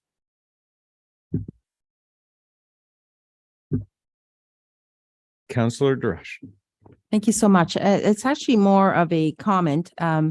I know that we subsidize minor sports, and of course, I'm in full agreement for that. But I would like to see in the future that these organizations come to visit us and chat with us about their program, their numbers, and I'd also like to see their financials, because if we're going to subsidize them, I'd also like to know that they're on sound ground and that we're investing our money wisely as far as these organizations. So hopefully we can do that in the future, if we don't already do it, for that matter. Thank you. Is that something you could arrange, Sherry? Just for clarity, so the rates that proposed are a minor rate, a prime rate, and a non-prime rate.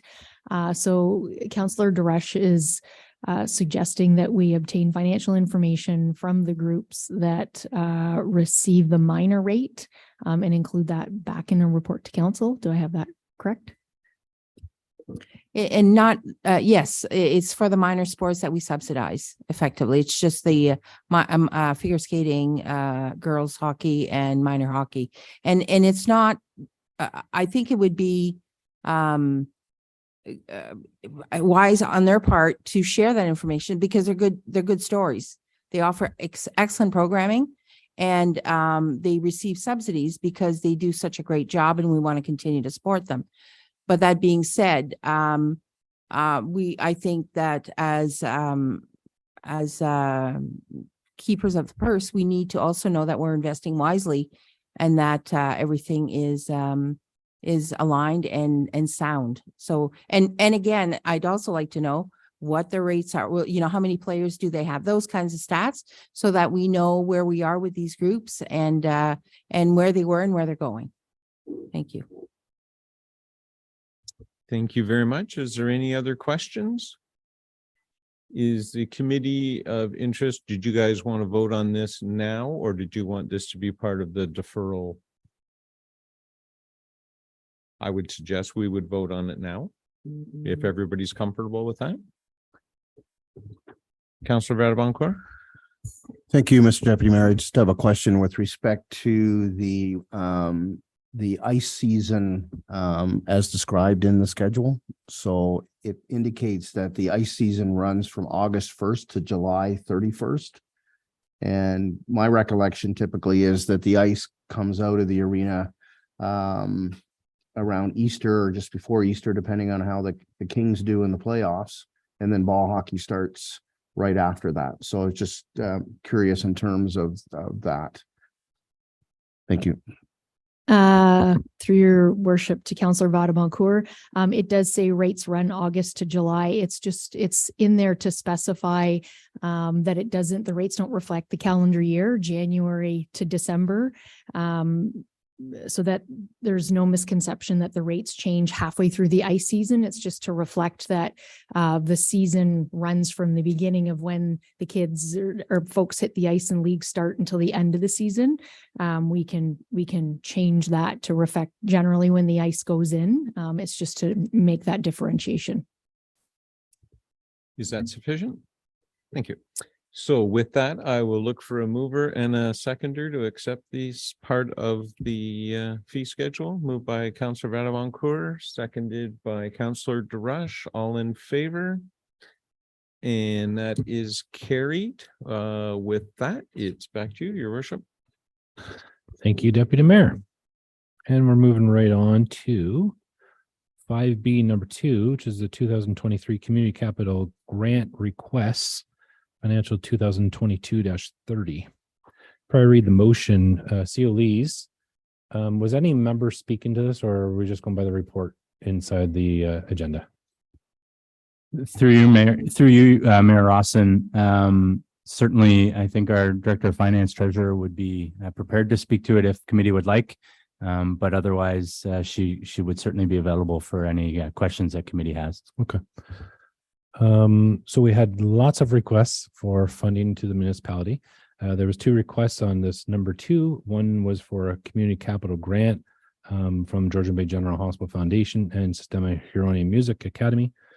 We'll look for a mover, we'll look for a seconder, and if anybody wants any feedback from the treasurer, we can. So it's recommended that the 2023 capital funding request from Georgian Bay General Hospital Foundation be approved in the amount of $10,000, and that the 2023 capital funding request from Sistema Huronia Music Academy be approved in the amount of $1,000. And finally, these grants be funded through the 2023 Community Capital Grant Program budget. A mover. Councilor LaRue, seconder. Council or Deputy Mayor LaRose. Thank you, Your Worship. I was hoping that these would have been separated. I don't have a problem with the funding for Georgian Bay General Hospital, but I do have a problem with the Huronia Music Academy grant. I realize it's only $1,000. We dealt with this a year or so ago. We didn't know much about it. We kind of got talked into it. We've never heard from them. We've never seen them. We've never heard whether it helped anybody, what they did or not did. So my sort of comments would be, if they can't take the time to send us a report, maybe we shouldn't be sending them the money. Duly noted.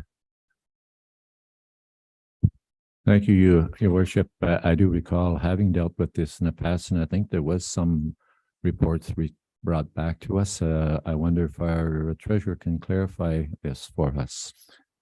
Carrie? Yes, through you, Your Worship, to Councillor LaRose and or Deputy Mayor LaRose and Councillor LaRue's comments. These 2 grant requests do fall under a formal policy that we do follow, and that we do have applications open until July 31st of every year, as long as they're for capital items, such as equipment for Georgian Bay General Hospital, and in the case this year of Sistema Huronia Music Academy, to purchase music equipment. Now, last year, they were their request was declined or not approved because it didn't fall under the eligibility criteria of this particular program, whereby in the previous year $1,000 was awarded through different funding, not this program, for a music student sponsorship of a Penetanguishene student. So as far as staff's recommendation of both of these capital requests, they do fall under the application eligibility criteria, the deadline that they submitted their application, and the purpose of the purchase being capital in terms of equipment. So they fall under the eligibility, so it's just up to us to decide whether we think it's a good idea or not. Correct. I mean, it is a council approved policy, but having said that, council, and I did bring it to the last council at the beginning of their term to see if they wanted to change it, because as you can see on the next report, those are, and the presentations that you heard at the beginning of the evening, those do not fall under this capital grant program. Having said that, we bring all funding requests forth to council. So until such time as this program does change, because council may want to change it in the future, they do fall under the eligibility. Staff are recommending them.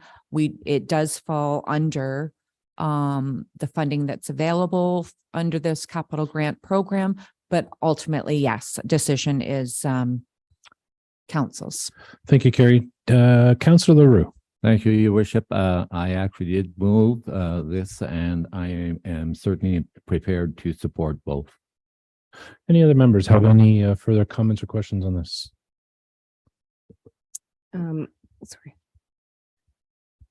I support both of the grants as they've come forward, and I think it's important that we support, a capital contribution, related to a musical program and a program that's been around in all of our communities for quite some time. And I think it's important that meeting the guidelines of the criteria and supporting arts and cultures in our community is really important, and especially youth that really benefit from this program. So I support both. Any other members? Final comments, questions? Just a possible statement, COEs. When we're doing these motions moving forward, maybe we could break these out in separate motions to echo what Deputy Mayor is saying. If we had a separate motion for each request, then we could vote on them separately. It would be helpful potentially. We'd appreciate that. No further comments or questions. We'll call for the vote. All in favor? And opposed?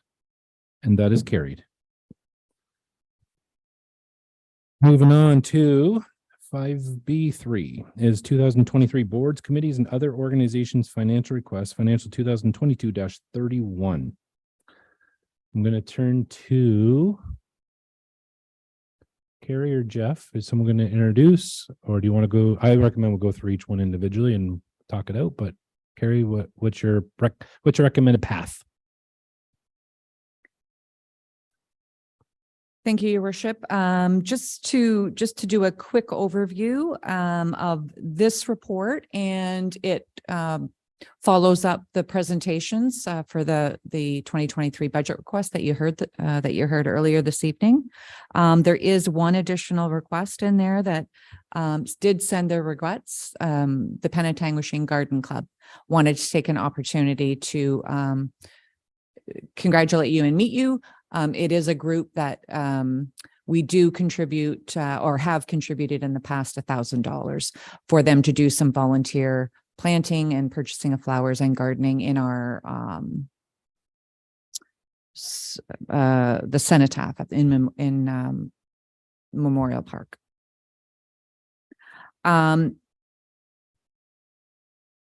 this report, you will see that each organization did submit a request for funding. While we were working on our draft budget being presented later on this evening, staff were directed to come in at 2.25%. So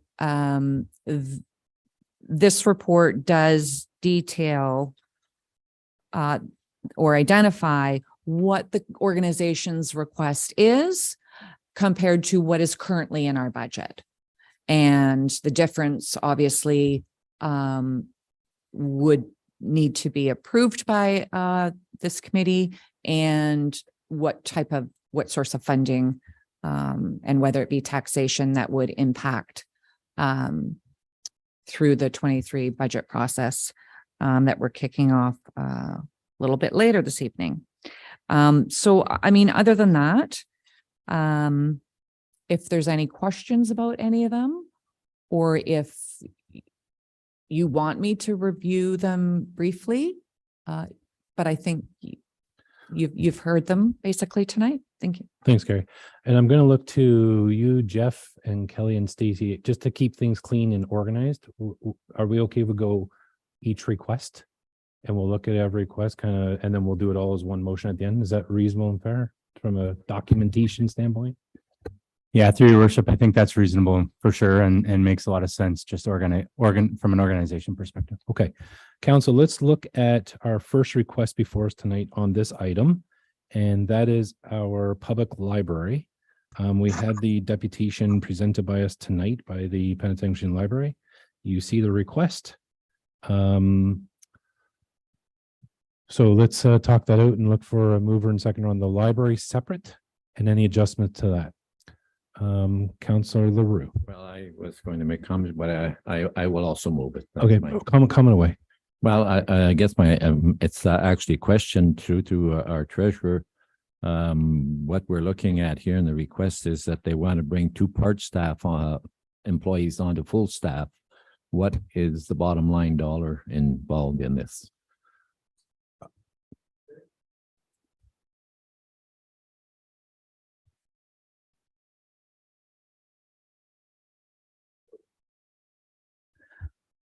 The net difference is the additional taxation required that's outlined in the report. compared to the 2.25% that is currently in the 2023 draft budget. So it's about $75,000 for the staffing change for the library request. If I can just clarify one more thing, if you're going to be going through each of these items,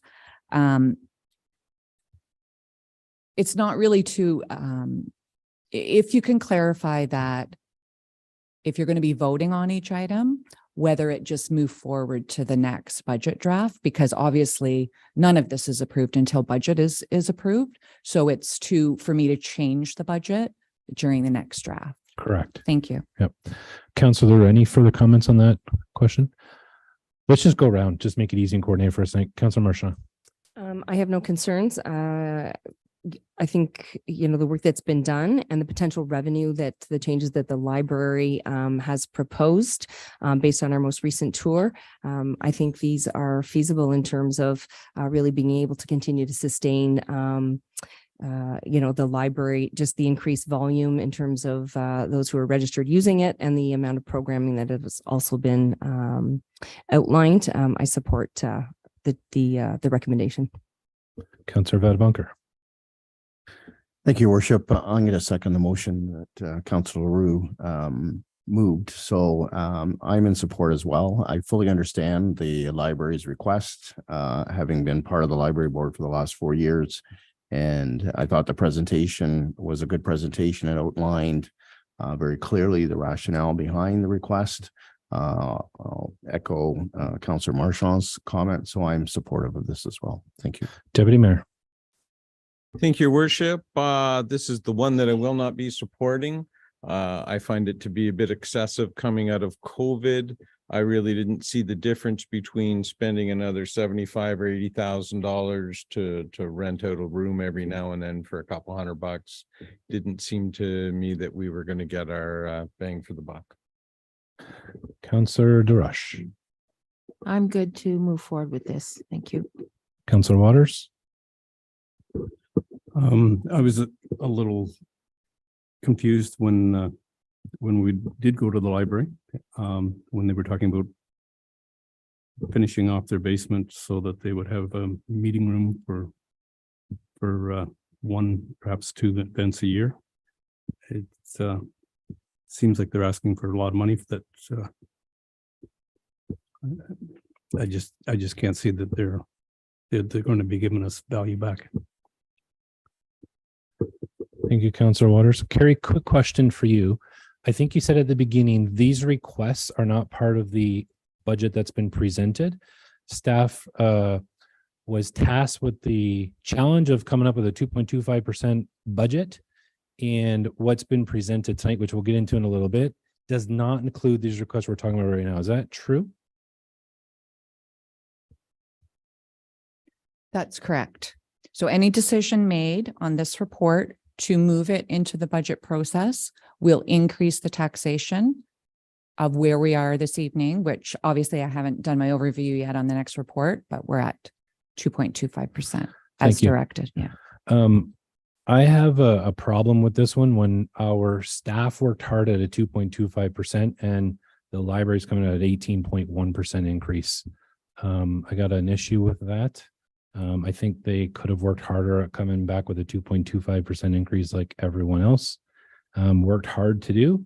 I think there's been a lot of conversation with the capital piece, but everyone's challenged, and we've heard lots tonight about the challenge people have. And I got some serious concerns with this. Any further comments or questions regarding this item? And to echo your comments, Carrie, this is not to approve the budgets, to move it forward to Carrie's next round draft. We have a mover, we have a seconder for this item. Any further comments or questions regarding the library budget that's been presented? Seeing none, we'll call for the vote. All in favor? And opposed? And that is carried. We'll move on to the next item, which is Severn Sound Environmental Association. Again, this is to include it in the next round of the budget. Carrie, again, this has not been included in the base budget that we'll talk about in a little while. So whatever we do here will be further added to the budget and have further indication. Correct. The financial requests do outline so for example, in item number 2, the variance is 4%, whereas I included 2.25%. So there's slight differentials for some of these that can move forward to the next draft. I'll look for a mover for the Severntown Environmental Association draft budget request for this year, moved by the Deputy Mayor. Seconder, Councillor Marchand. We'll go around quick, see if there's any further comments or questions. Councillor LaRue. Severntown. I'm good with it. Councillor Marchand. No concerns. Councillor Vadabunker. Thank you, Mayor Rawson. I'm supportive. Deputy Mayor. Deputy and Councillor Waters. No concerns. We'll call for the vote. All in favor? And opposed? That is carried. We'll move on. Roney Airport Commission. We had the deputation by the Roney Airport Commission tonight. We will look for a mover for this budget item as presented as well. Moved by the Deputy Mayor, seconded by Councillor DeRush. Do any members have any items that they want to discuss on this item? Seeing none, we'll call for the vote. All in favor? And opposed? That is carried. Moving on. Economic Development Corporation of North Simcoe, EDCNS. You see the budget request before you, as the presentation was tonight. They're holding the budget line as it was, same as last year. Look for a mover for this item. Councillor Roux. Sorry, it'll take a little while. And the seconder, Councillor Vadabunker. Any comments or questions on this item? I do. CO lease. I'm hopeful that we're going to get the return on the investment that we're looking for. That's what we brought up tonight. But I'd like to know, do we know what our exit strategy is if we decide that this isn't bearing fruit? Is there an opportunity for the municipality to exit this relationship in the future and reinvest that investment into our own economic development opportunities here? Through Mayor Rawson, I don't know it offhand, but certainly it is something that I'm happy to explore and get back to council with that information. We do have a memorandum of understanding that was entered into, I want to say, about 6 years ago, and I know that it will speak to that to some extent. But I'm happy to get that information and provide it to council. Thank you. Any further comments, Councillor LaRue? Thank you, Your Worship. I'm sort of confident in this, having met Suzanne McCrimmon on a one-on-one basis, and Suzanne comes with high credentials and is a real go-getter, and I think that we should possibly be looking at going ahead with it. Thank you. Any further comments? We'll call for the vote. All in favor? And opposed? That is carried. Moving on, next item is the Culture Alliance. The budget item is $10,000 held from last year. We'll look for a mover on this item. Moved by Councillor DeRush, seconded by Councillor LaRue. Any member have any comments or questions on this item? Councillor LaRue. Just a comment, Your Worship. This is something that came about a few years ago, and I think this group is doing excellent work in promoting all the municipalities and heritage and history, and I would certainly support it. Thank you. Any other member have any comments or questions on this item? Seeing none, we'll call for the vote. All in favor? And opposed? And that is carried. Moving on, the Penetanguishene Garden Club, budget request for $1,000 this year. We'll look for a mover. Councillor LaRue and seconded by Councillor Marchand. Any comments or questions on this item?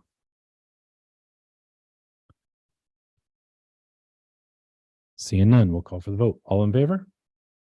And opposed? And that is carried. Next is the Community Reach for the transportation program. The budget request for this year is $6,500. We'll look for a mover. Moved by Councillor Vadabunker, seconded by Councillor Waters. Any further comments or questions on this item? Councillor Marchand. Although I will be the chair for this section, I do have a question specifically with regards to transit. Do we do we consider this in our transit strategy when we look at this community program? I know that they're a charity base and certainly high utilization with Penetang, but just looking for additional clarity around that, how it ties into our own, and if it ties into our own transit strategy. Brian? Thank you. Through your worship to Councillor Marchand. The Community Reach program is a separate program apart from our transit service. We have supported them over the years with contributions, I believe capital and operating over the years, but that's the extent of our involvement. Thank you, Brian. Any further follow-up, Councillor Marchand? Councillor LaRue. Thank you, Your Worship. Again, Community Reach, I think we're looking at $6,500 per year, and a service that they render to our municipality is beyond $6,500. So again, I have no issues or concerns with moving ahead with this. Any further comments or questions on this item from any member of council? Seeing none, we'll call for the vote. All in favor? And opposed? And that is carried. Moving on is the Georgian Bay Physician Recruitment. We had a presentation by our Physician Recruitment Committee tonight. The request tonight is for a $15,000 physician recruitment amount. We'll look for a mover. Councillor Marchand, look for a seconder. Councillor Vadabunker, any comments or questions on this item? Seeing none, we'll call for the vote. All in favor? And opposed? And that is carried. I believe that is all of them. Carrie, is that all of the Carrie, just for clarity, that's all of those ones? Yes. And Kelly, is it clear on your end? I'm going to move the motion overall. Okay. So we have a motion. Yep.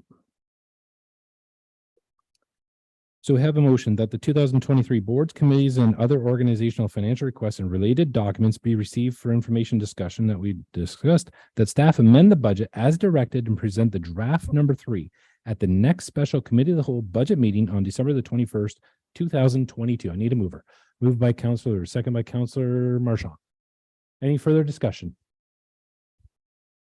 Hearing none, we'll call for the vote. All in favor? And opposed? And that is carried. Thank you. Next item is number 4.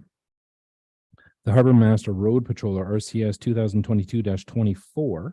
It's recommended that $31,235 be added to the 2023 operating budget for permanent full-time Harbor Master Winter Road Patroller. I'll look for a mover. Moved by Councillor Vadabunker. I'm looking for a seconder. Councillor Darash. And I'm just going to turn to our CEO real brief for a real quick update on this item. Thank you, Mayor Rossin. This report, I hope, articulates the ask that's in front of committee. We've provided a lot of depth and detail in this report, perhaps more than we might normally, given that really the goal here is to have council provide some staffing dollars to the tune of approximately $31,000. We did want to be totally open and transparent with what the plan is with that $31,000.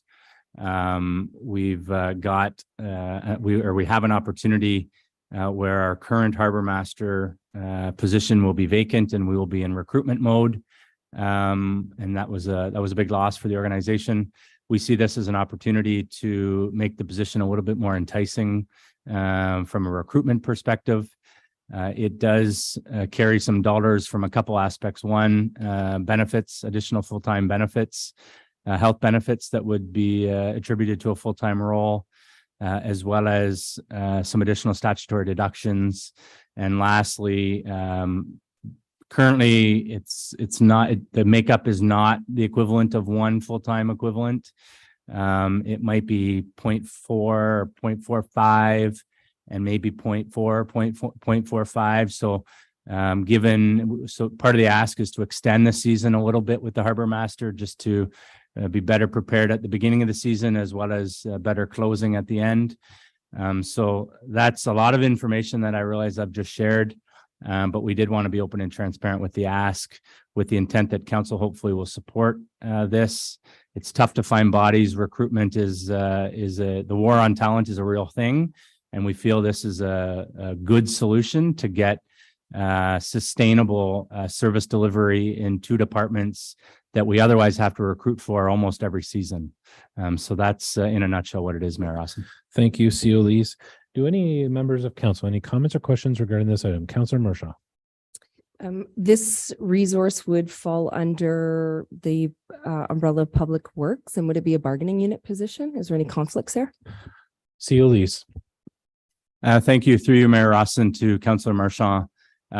It's a little bit unique. I think we've touched on this in the report, but maybe we probably weren't as clear as we could have been. So I apologize.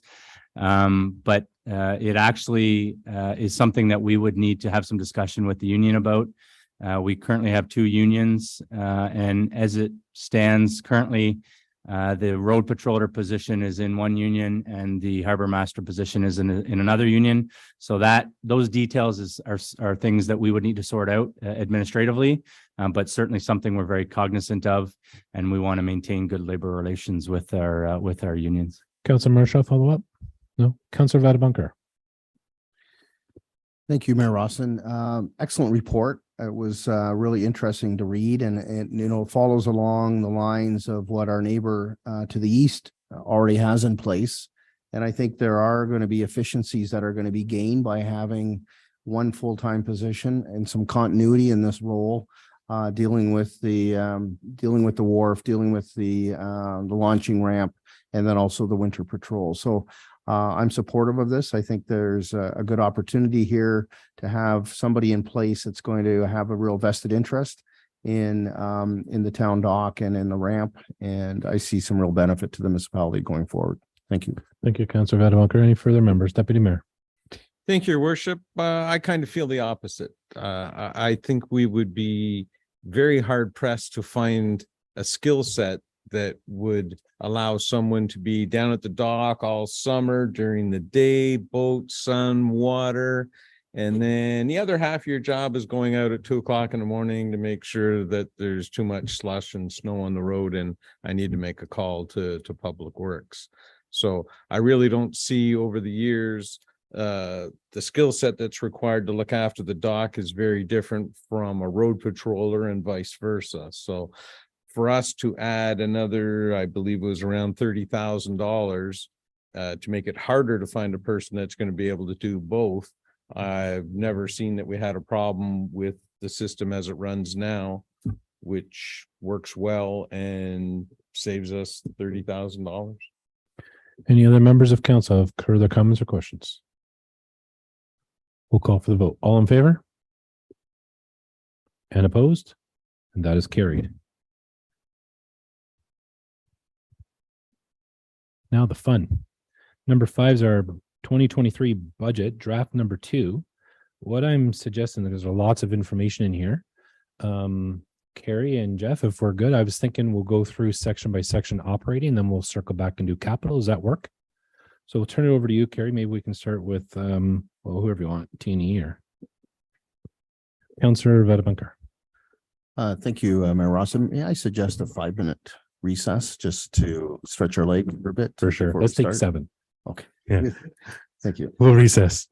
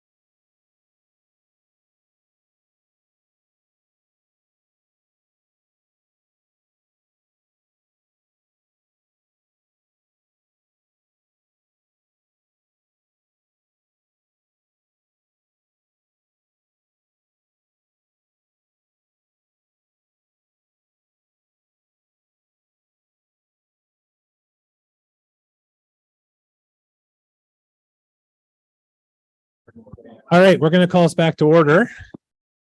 Thanks, George. Alex.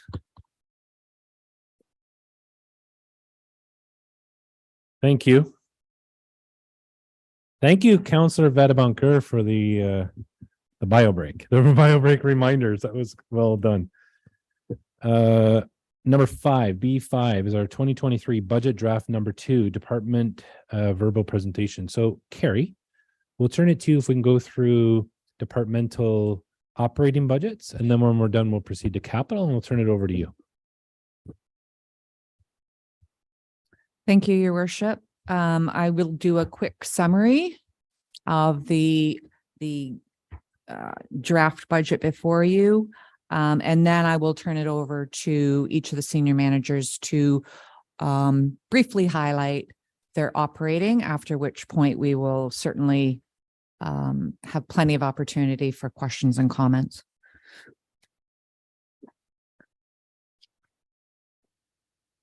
So this being the first special committee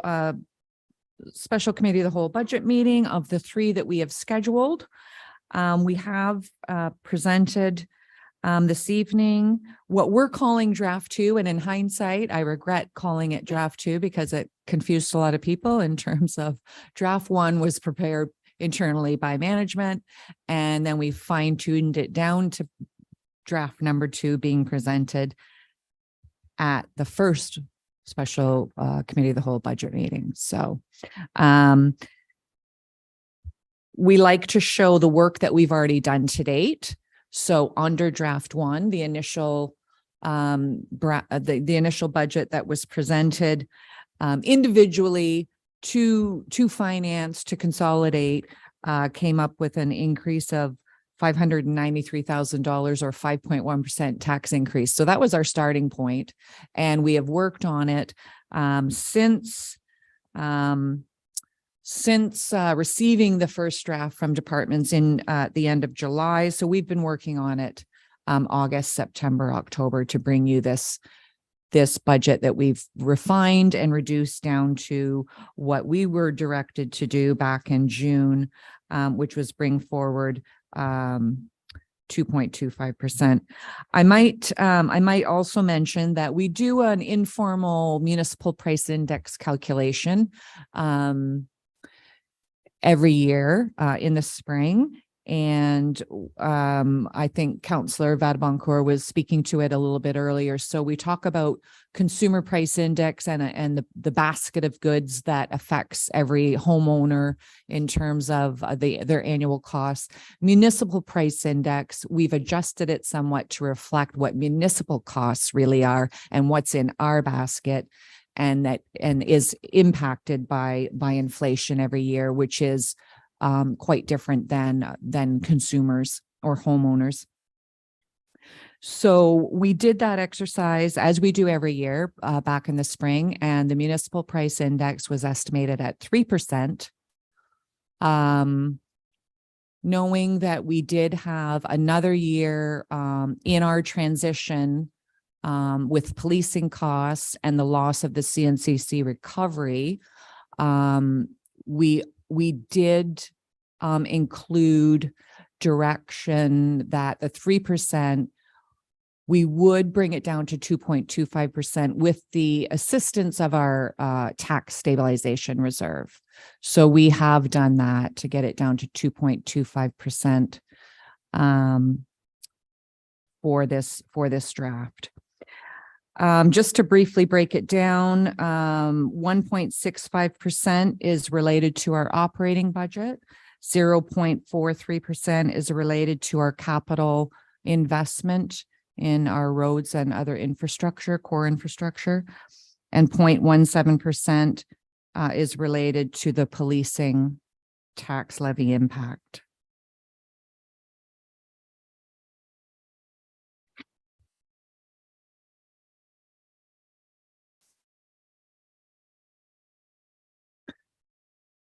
Some of the major budget changes that are included in this draft.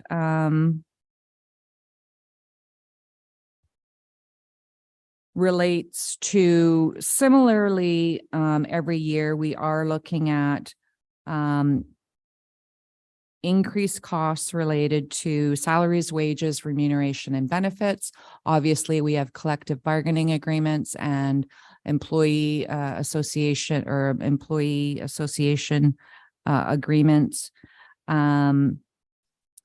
Benefit costs that increase, new legislation this coming year related to OMERS and non-full-time participation. So we had to budget for that. For any employee can participate in OMERS if they wish to, whereas previous to January 1 of 2023, it was for full-time staff only.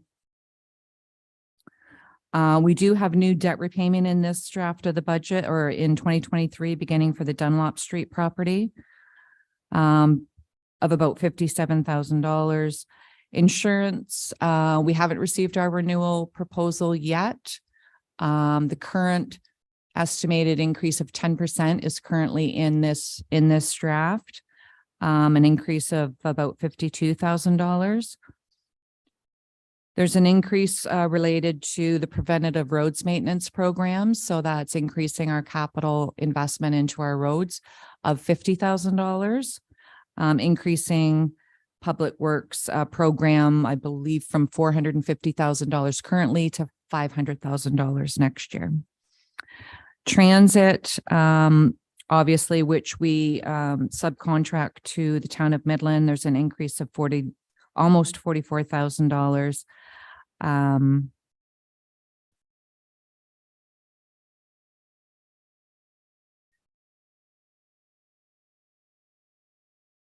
As well as I mentioned, policing. Prior to the tax stabilization, the increase is about almost $115,000 for the policing impact. And that would be because when we lost the CNCC cost recovery, we did have some funds left in our policing reserve that we used to offset the increase last year.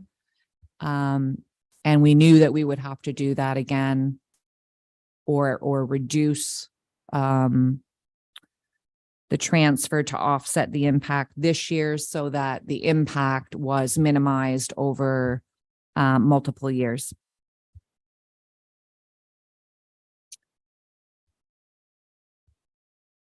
Included in this draft is also new estimated new assessment growth of 1.4%. And I did take a look on our Municipal Connect website related to MPAC and the estimate, the preliminary estimate looks like it's going to come in around 1.4%. But that has not been finalized by MPAC either.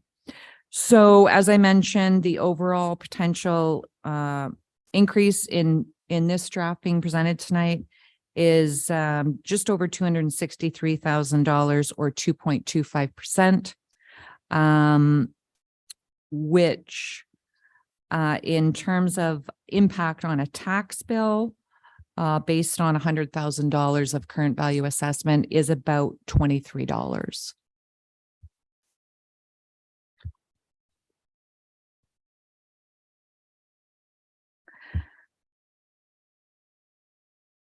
In addition,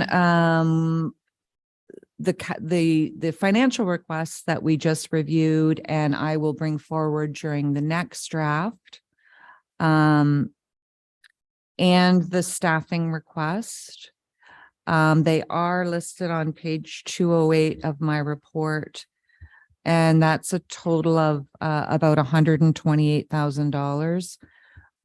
With a tax impact of 1.1% that will be added to our budget, draft number 3 in December. I did comment in my report on some funding options.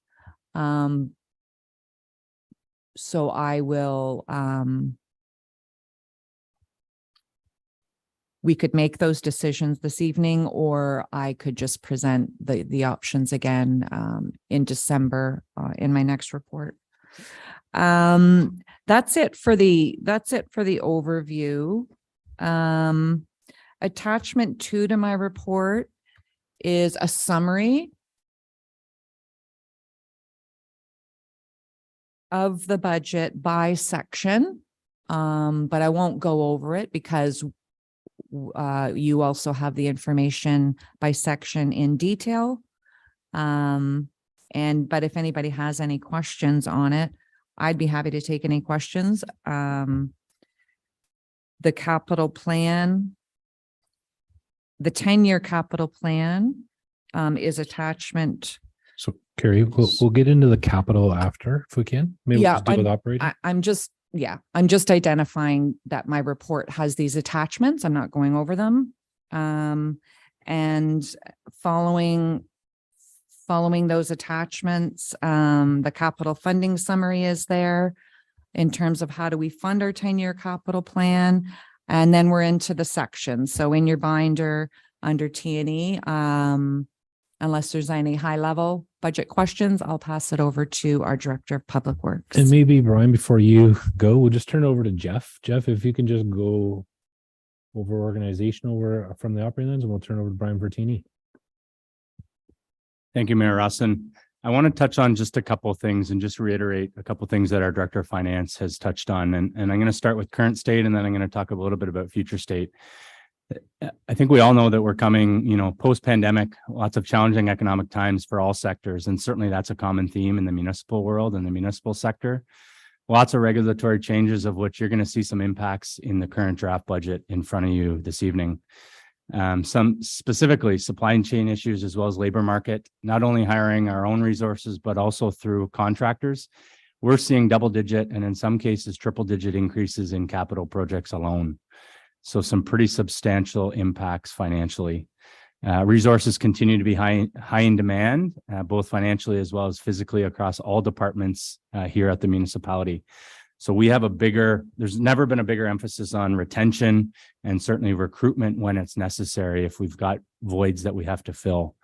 You did see and entertained a request previously this evening for one particular resource that was in front of you. I do want to just share some context with committee. There were other positions that were contemplated throughout this budget process, but didn't advance through to committee for a variety of reasons. So I can honestly say that if money was of no barrier, we could certainly, and it would be certainly reasonable to expect that each one of our senior managers to the right of me could very well be asking for additional resources, in some cases, just to maintain the service levels that we have today. So there's a lot of creativity happening behind the scenes to make things work the way they are today with the continued pressures and pain points on our resources throughout the organization. We're going to continue to look at that over the next 12 months. And certainly with a lot of provincial regulatory changes and service level impacts, there's times where we're having to do slightly less with the same level of resources that we have. When I think a little bit about future, there's a couple things I just want to share before we dive into the meat and potatoes. As an organization, I think we need to continue looking at opportunities that are going to assist our budget challenges. Our staff do an amazing job at this, from procurement partnerships to maximizing our existing shared services to informal sharing of resources. There's a lot of informal sharing amongst intermunicipal that council may not even see or the public may not see. But, in large part, it's due to the creativity and the suggestions flowing from our front line. So kudos to our staff. I do want to say that as we embark on the community-based strategic plan in the coming months, that's going to be a large driver, and that'll be a key document that we're going to lean on as we look at future budgets and as this council looks at future budgets. I can say honestly that in my 15 years in the municipal world, this is probably one of the hardest, if not the hardest, budgets that I've ever been involved in, and half of my career has been directly involved in the finance chair. It is an extremely tough budget. And staff have done a ton of heavy lifting, lots of tough decisions ahead of council. And, every year we go through a lot of requests, and committee just entertained a whole bunch of requests in the first part of this evening. Ultimately, our senior team have made a lot of tough decisions over the last 4 months, I'm going to say, and push this over to Carrie to find a way to make it happen. 3 closing thoughts, Mayor Rossin, if you don't mind.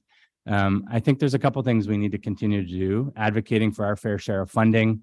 I think there's continuing to look at opportunities to reduce impacts to the tax levy while not adversely affecting service levels, and continue advocating against, in some cases, provincial policy changes, which you're going to see some impacts in the draft budget this evening that are as a result of some provincial policy changes that have happened. So I appreciate the opportunity, Mayor Rawson, just to share a little bit of additional context. Thanks. Thank you, CEO Elise. Brian Teeny. Thank you, Your Worship. There's a recurring theme that I picked up on tonight is the impacts of inflation for our department as well as through the other departments. We're seeing increases in material costs in terms of the Public Works Department budget, particularly the operating budget. Roads Division, which is taxation funded primarily, has seen dramatic increases in terms of fuel, pipe materials, and construction materials in general. Our operating budget in terms of the Roads Division that we're seeing tonight is a reflection of that. A large portion of our budgetary increases are related to wages, which are, I'll consider, built-in costs that are set by collective agreements. We also have benefit increases that Carrie had spoke about earlier, insurance increases, as well as fuel. That accounts for about half of our budgetary increase that we're seeing in our operating budget. Carrie also spoke about the increases in our transit costs. Our transit costs are increasing. Our operator is also dealing with increasing fuel costs, maintenance costs, particularly as it deals with repairs to the transit bus. So those prices are going up. In particularly, we're seeing increased service demands for the Roads Division in particular as it relates to drainage. As we're all aware, climate change is impacting us all. In particular, we're seeing increases in service requests related to drainage. We're seeing very severe rainstorm events impacting our town and surrounding municipalities, and this has led to increases in demands for service requests for maintenance. The increases that you're seeing tonight are primarily to meet the inflationary demands. It's not an increase in service levels. In many cases, it's actually a reduction. We're in many cost centers, we're holding the line, meaning that our costs are increasing and our budgets are staying the same. We've made reductions in other expense lines to offset some of the increases, but overall, we're standing at about 3.28% increase in roads overall.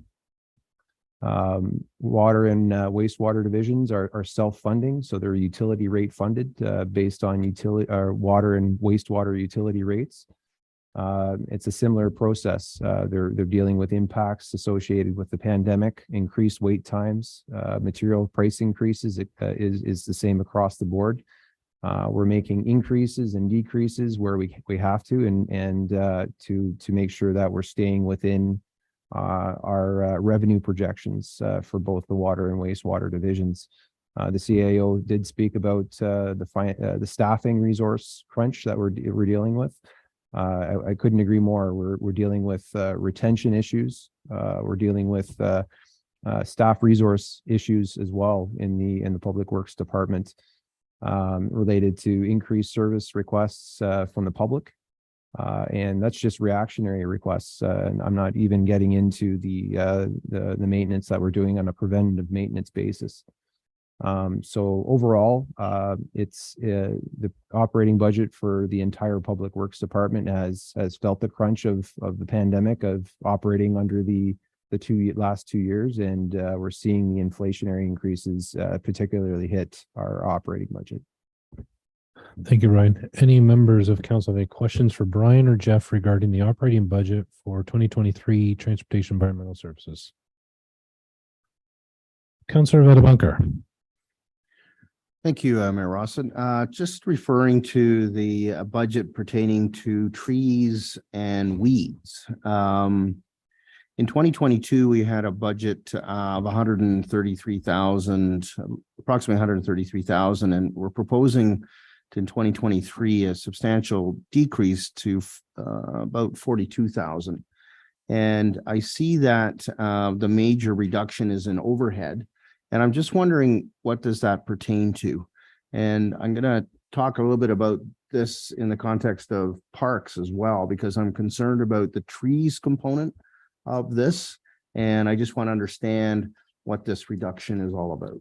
Thank you, through your worship, to Councillor Vadaboncourt, and I'm sure Carrie will correct me if I'm wrong when I give my answer, but the majority of the decrease that you're seeing on the trees and weeds cost center is due to the overhead, and that's an apportionment of overhead costs that are apportioned to each cost center every year.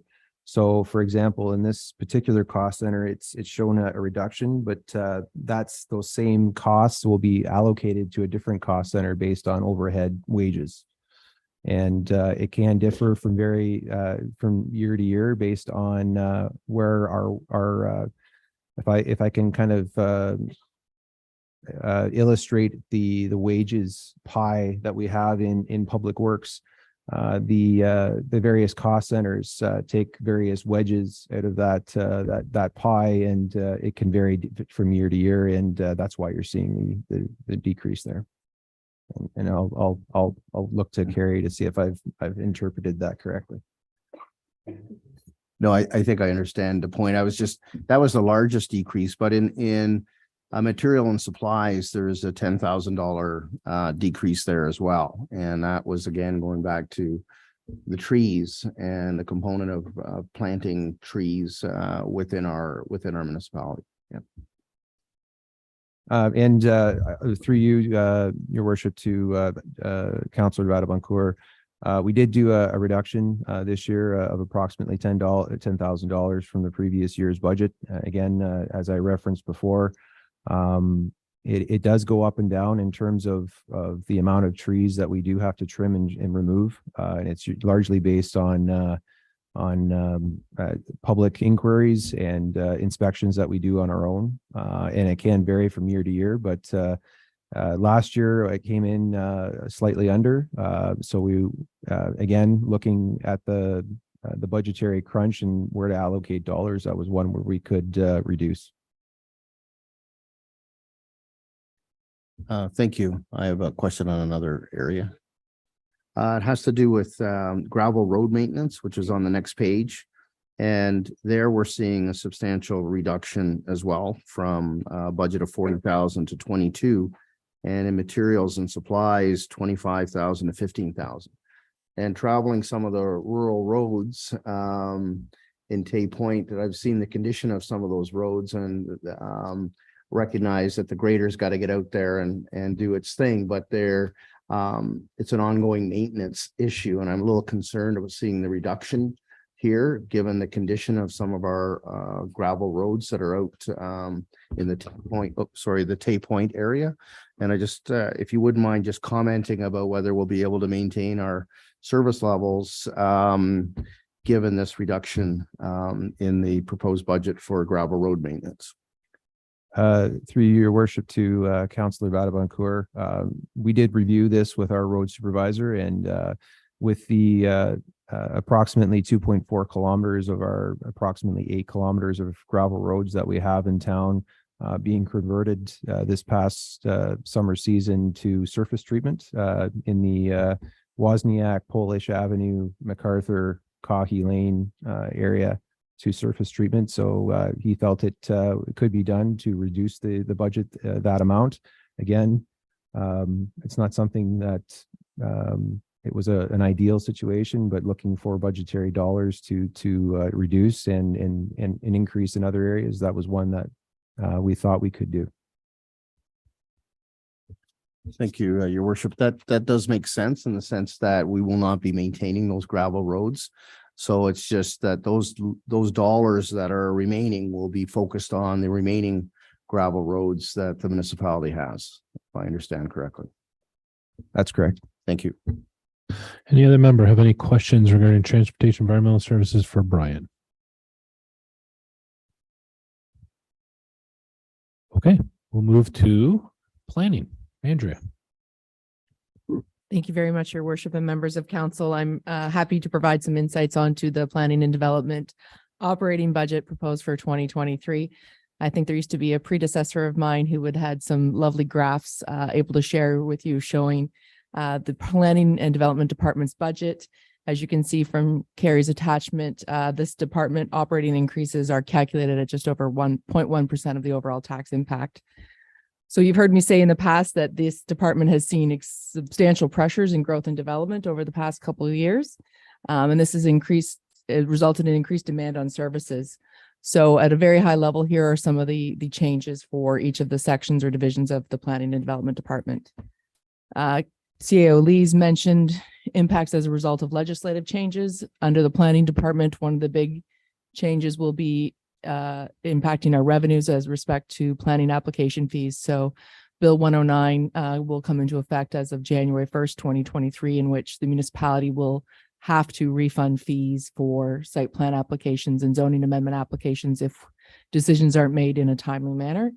I'm being optimistic in the budget, proposing still that we'd see some increase or some revenue in that area, but I had previously reported on to council that my quick evaluations suggest that we're going to be refunding fees more often, or about 80% of the time. So we are looking at ways at mitigating that impact on revenues through some of the internal work we're doing and some of the legislative changes that did that, such as giving delegated authority to staff for site plan approvals. So those are some of the ways we're trying to mitigate those impacts.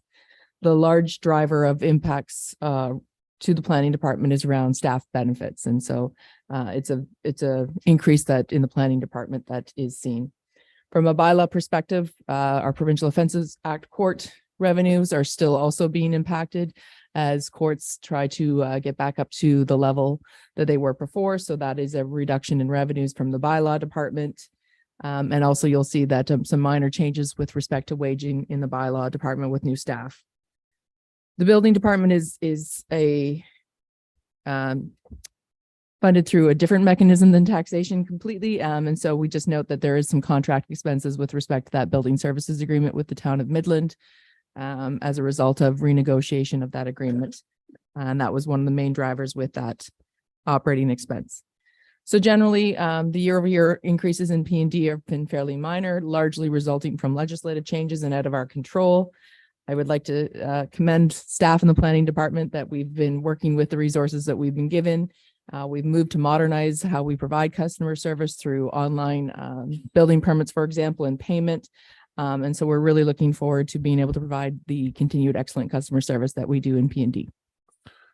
Thank you, Andrea. Any members of council have any questions for the director regarding planning and development? Deputy Mayor. Thank you. Just one. Can you run by that 80%? That's a high number. Through you, Mayor Ross, and to Deputy Mayor LaRose. So I think back in May of 2022, there was a memo that I had presented to Committee of the Whole with respect to Bill 109 changes. And I had evaluated our applications over the past 3 years and determined under that model that we had been using without any other changes from a legislative framework at the provincial level, that fees would be refunded 80% of the time for those two types of applications. So it could be quite a substantial impact to the revenues for planning application fees. As I noted, we're hoping to address some of those and mitigate some of those, and you'll see some upcoming reports trying to attempt to do that.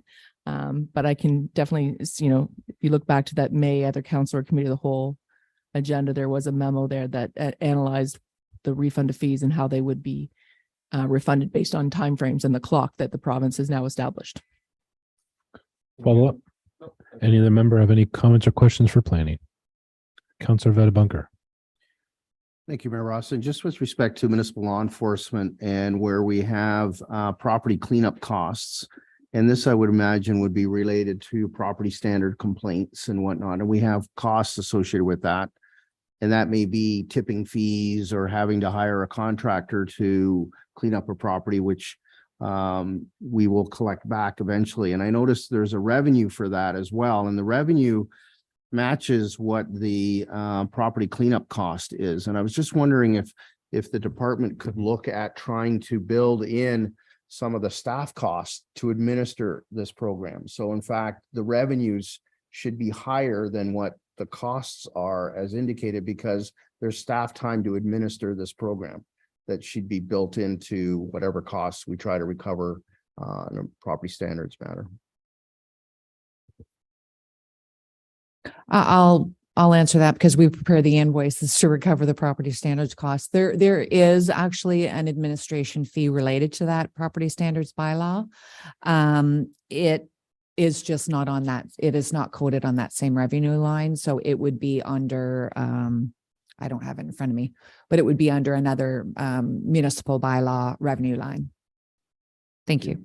Thank you. Any other member have any questions for our director for planning? Seeing none, thank you very much. We'll move on to our RCS and over to you, Sherry. Thank you, Your Worship. So for the Rec and Community Services Department, putting the biggest challenge with getting an operating budget together is that it's hard to predict where we'll be in follow-up to the pandemic. So the last couple of years, you can't look at our revenues and expenses because they've fluctuated and been impacted so much by the opening and closing of the arena constantly through the past 2 years. So really, when we put it together, we were looking at 2018, 2019. And coming and going through this year, I mean, even we started the year with a closure, and our participation numbers with some of our user groups and things aren't exactly where they were pre-pandemic. So hopefully 2023 will give us a better sense where we need to head following. Looking at RCS, a lot of the cost increase of the percentage is related to benefits and insurance increases is essentially what's eaten that up. I will echo what our Director of Public Works has said in that in parks and with our maintenance lines, we're very much feeling the increased cost of materials and supplies, contractors, and all those pieces, as well as staffing challenges. We hire a lot of seasonal staff in our department, and it was very challenging this summer. Most of our wharf staff didn't even start till July 1st, and they were high school students fresh out of the gate, and with very little turnover of staff returning. So hopefully some of that stuff changes in 2023, but I anticipate that it won't. To provide some context for new members of council, when you look at the arena and parks operating budget and the staffing lines, the wages, a lot of those staff who work in the parks also work in the arena. So the wages are divided between those two departments, and timesheets are coded to how they're spent. So from year to year, we try and adjust what goes under where based on how it's coded. So that maybe help explains the fluctuation in arena and parks wages from year to year. Looking at events, similar to what we see in supplies and contractors, overall event costs have gone up about 20 to 30%. Fireworks, for example, to put on the same show, we cost share with Midland and alternate from year to year. We used to budget $5,000 a year. Now we budget $7,500 just to put on the same show. Something like face painters has doubled in cost. Demolition derby and more higher risk events, insurance costs have all gone up for those folks as well. So in turn, that's fed back to us when we want to put on some of our events. Just to break down events a little more, we do have an increase in the Winterama budget. It is our 75th coming up. We have been successful with 2 grant applications, but a lot of those are to support the tourism and advertising pieces of those components. knowing that we want to maintain at least our regular complement of programming, particularly for our 25th and with the extra call for tourism, we need to increase the budget to offer the same, essentially. Same with Bayside Summer Soiree. That of one thing that has particularly grown since return to the pandemic is our Friday night Bayside Summer Soiree. It is extremely popular. It is packed every Friday night. We're recommending a small increase to the budget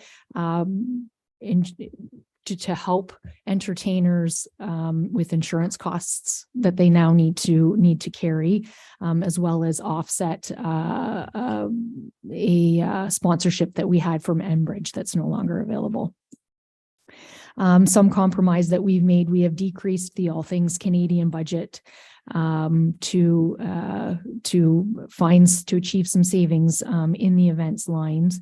But just to put into perspective for council, for us to hire what we had for entertainment in 2019, today would cost us $55,000 just for the All Things Canadian Festival that was offered a few years ago. And now the entire budget is less than that. From the museum perspective, we are consistently over in building costs, reflective of the conversations that you've already heard this evening. So we're recommending a nominal increase, but certainly that line could certainly do with further. And we've decreased the advertising budget as well as in the museum, just to help keep those costs in line. So just for council to be aware of.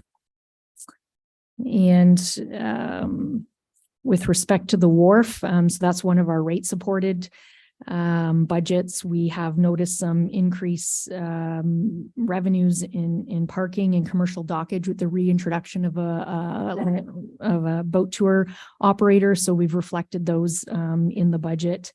But the supplies to keep it going, the docks, everything down there is showing its age. Lumber, everything, every repair we do is costing substantially more.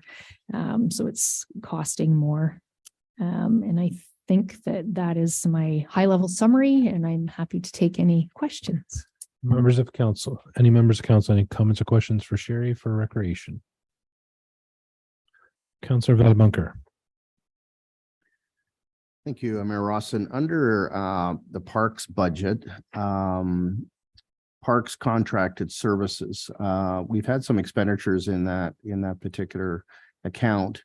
Yet going forward, we're proposing a zero budget. And my interest is in the provision of porta potties, and a mundane subject, but we do have a porta potty over at Tom Coffin Memorial Park. And I heard through the campaign of interest in having additional porta potties scattered at other park facilities for people to use, particularly the tennis courts over by Main Street, et cetera, et cetera. So I'm just wondering, from a standpoint in terms of contracted services, obviously we contract the provision of those porta potties, and if there were interest and support to seeing more of those provided, would that be the account they would go to, or would there be another area in the budget that they would be charged to? Through your worship to Councillor Vadaboncourt, I believe, was that contract expense part of, we had a shared gardening agreement at one time. That was part of it. So because that program no longer exists, why there's no expense in that line. I want to say that it comes out of materials and supplies when we do rent porta potties in some of our facilities. There was, previous to this council, evidently a referral item to look at more porta potty units in the tennis court parks, McGuire Memorial. So the December 14th agenda will have a report to council to follow up on that referral item on that option and the financial implications to that. Follow up. Thank you for that. I do have another question, and further down in the parks, dealing with the tree replacement. When I look at that line item, we have $1,000 for tree replacement, and I'm just wondering, do we leverage any grant opportunities for replacing trees? We heard the Severn Sound Environmental Association talk about their program. And I know Home Hardware has a program where they will plant trees, and I think the TD Bank has a program as well. And I'm just wondering, as part of the municipality's climate change initiatives, if there's an opportunity to leverage some of our dollars that we have here with some grant monies that might be available from those institutions that I mentioned to enhance our tree planting. Thank you. Through your worship to Councillor Vadeboncor. I'm not aware of any particular programs that you mentioned. I do believe we do tree planting initiatives with SSEA. We do have a memorial tree program as well that we offer. Another referral item that I'll be bringing forward to council likely in December is a report on shade options within the park, and there will be some lots of focus on tree planting within there and funding of trees through that report as well. Thank you. Any other members have any questions for Sherry regarding recreation? I have a couple, and I'll turn to the CEO for one. Jeff, memory serves me. Years ago, we had conversations with our neighbors regarding subsidies and support financially for our arena. As we know, the arena costs us a lot of capital and operating dollars. And memory serves me, we got probably more money for our library than our arena.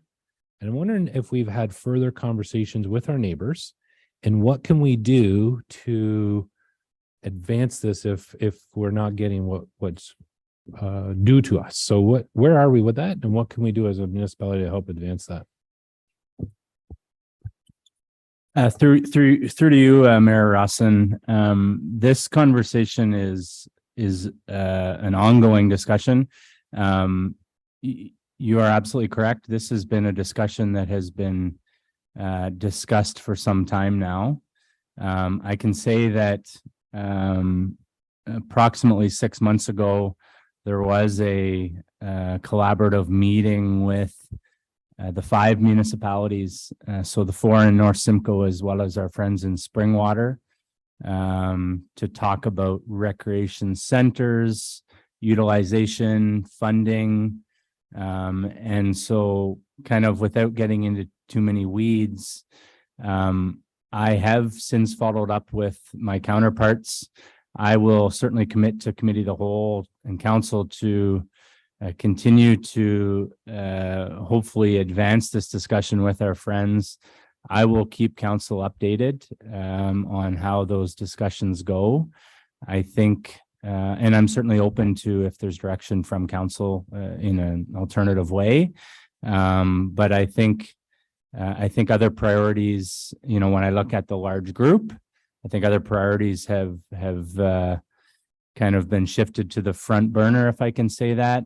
But I certainly will commit to council to doing what I possibly can to get this plot back to the front burner, because it is an important one, I think, for all of us. But certainly, I know our councils in past have expressed an interest, and I know staff at a staff level, we're certainly eager as well, and feel that there's some candid dialogue that needs to happen to ensure a level of equity amongst our friends in North Simcoe and also Springwater.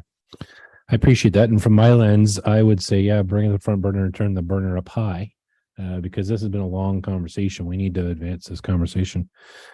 Sherry, while I was out on the campaign trail, I heard lots of people love events. As you identified, the Bayside story is like phenomenal.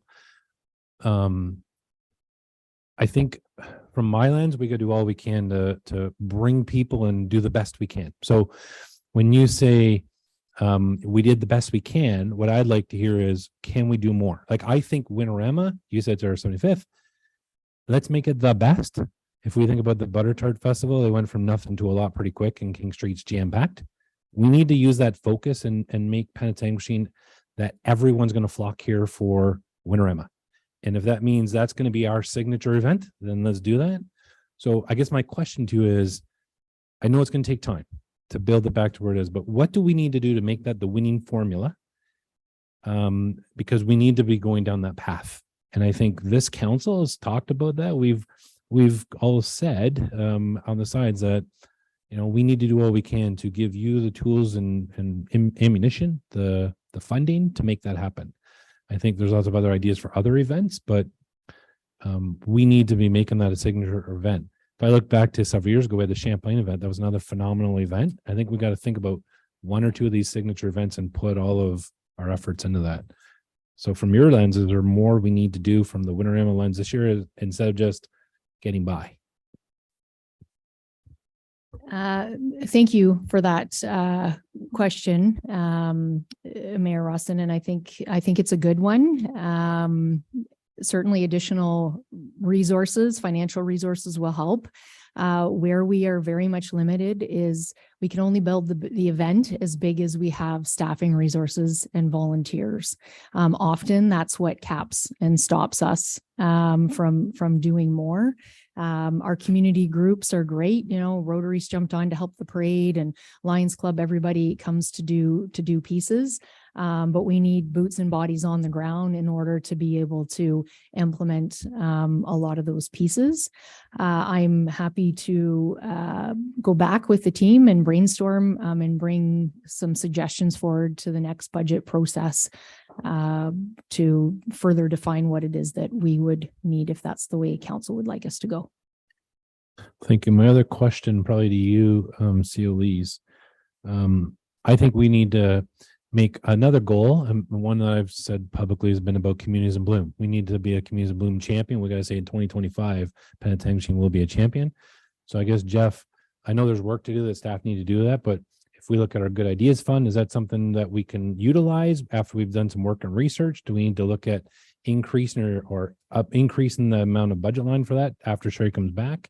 What's kind of our next step to use that as a consideration? Thank you, Mayor Rossin.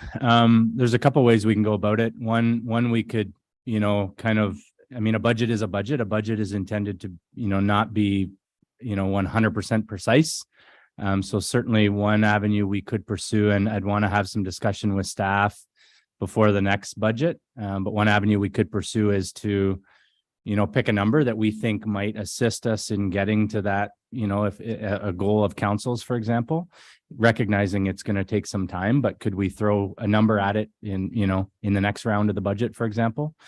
Another avenue we could pursue is, you mentioned the Good Idea Fund. That's certainly an avenue that we could pursue post budget, when we've had a little more time to, actually give it some thought. I like the initial piece, to be honest. If you don't mind, if you can leave it with myself to have some conversation with staff. I do think that, if we can get some money in the budget, and it may not be just money that we need, that we may need some, additional resources, be it from a volunteerism perspective, or whether it be, from a staffing perspective here. But I do think that probably putting some money in the budget, perhaps, before we get it approved, would be a good step. Not to say that we can't and won't come back with some more research, because I think if this is a priority of councils, then we want to make sure council's armed with all the information. Thanks, Jeff. I just know that the park is a tremendous asset. A lot of people have talked about it being an asset. We've got to leverage that asset, and we've got to continue building it. Councillor DeRush, did you have a comment? Yes, I did actually have a comment. So I just wanted to echo your comments, Mayor Rossin, about building on community through events and whatnot. But I also know that the minute you think about doing any enhancements and whatnot, it takes a lot of resource. And resources meaning it takes money to invest in not only staffing to do that, but also to support the initiatives that are being presented. And I mean, we've just heard from all of our departments on how difficult this budget is and how they've had to cut quite a bit and how they could all use extra staff. So I think that if this council wishes to see, for example, Winterama move forward with a bang, which I hope that in our term we can see it come back to what we remember, when I was at PSS. But that will take investment.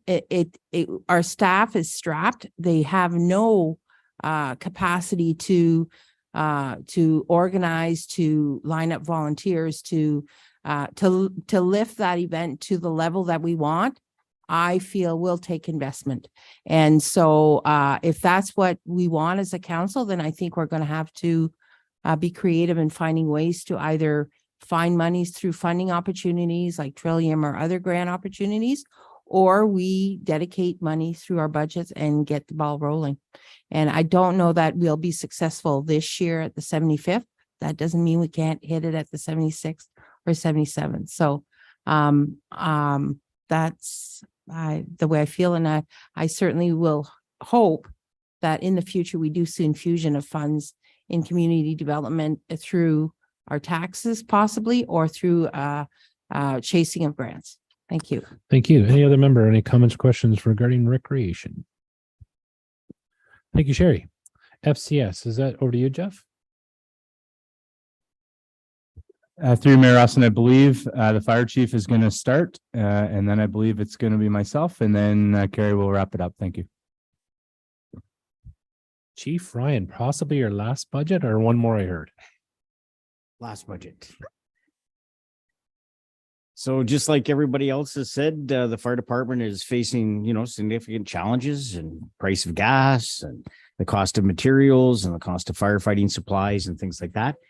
Like the CIO indicated, he's been doing budgeting a long time. Well, I guess in this room, I've probably done it out of the staff the longest. This will be my 23rd budget to this council in particular, and it is one of the toughest ones. So a lot of our increases or our asks in 2023 are just to deal with some, labor issues, not labor issues, but an agreement with the Volunteer Firefighters Association, some increases in dispatch costs and that. However, there are two significant line items. One is to do with an enhancements in benefits for a retiring member from the fire department.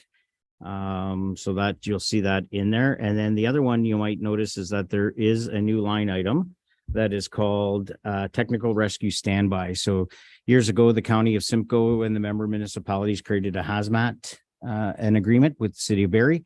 However, the city of Barrie has ended that hazmat agreement with the county of Simcoe. So for the $5,000 standby fee, we get to have the ability to have the city of Barrie Fire and Emergency Services respond for high angle rescue, trench rescue, confined space, and hazmat material response to the town of Penetanguishene. So it's a service that we're going to get called to, but it's not services that we would ever be able to afford to retain our volunteers and to continually train to provide those types of services. So those are two significant items or hits in this year's budget as we move forward.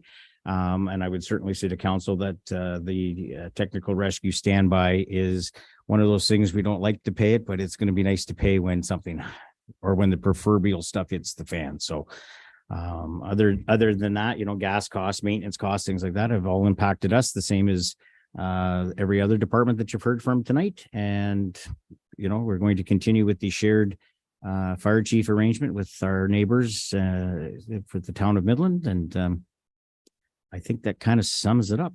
Thank you, Chief Ryan. Any comments or questions regarding fire budget? Okay, Jeff, to you.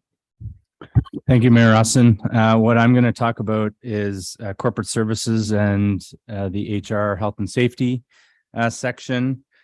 So within this all encompassing umbrella, it is essentially the CIO and the clerks department, as well as human resources, health and safety. And within that is also records management, as well as communications and IT. There's really two primary drivers in this area, with kind of two additional less material drivers. The two main drivers are an increase in our corporate computer expense operating line, which is really our hardware and software support agreements.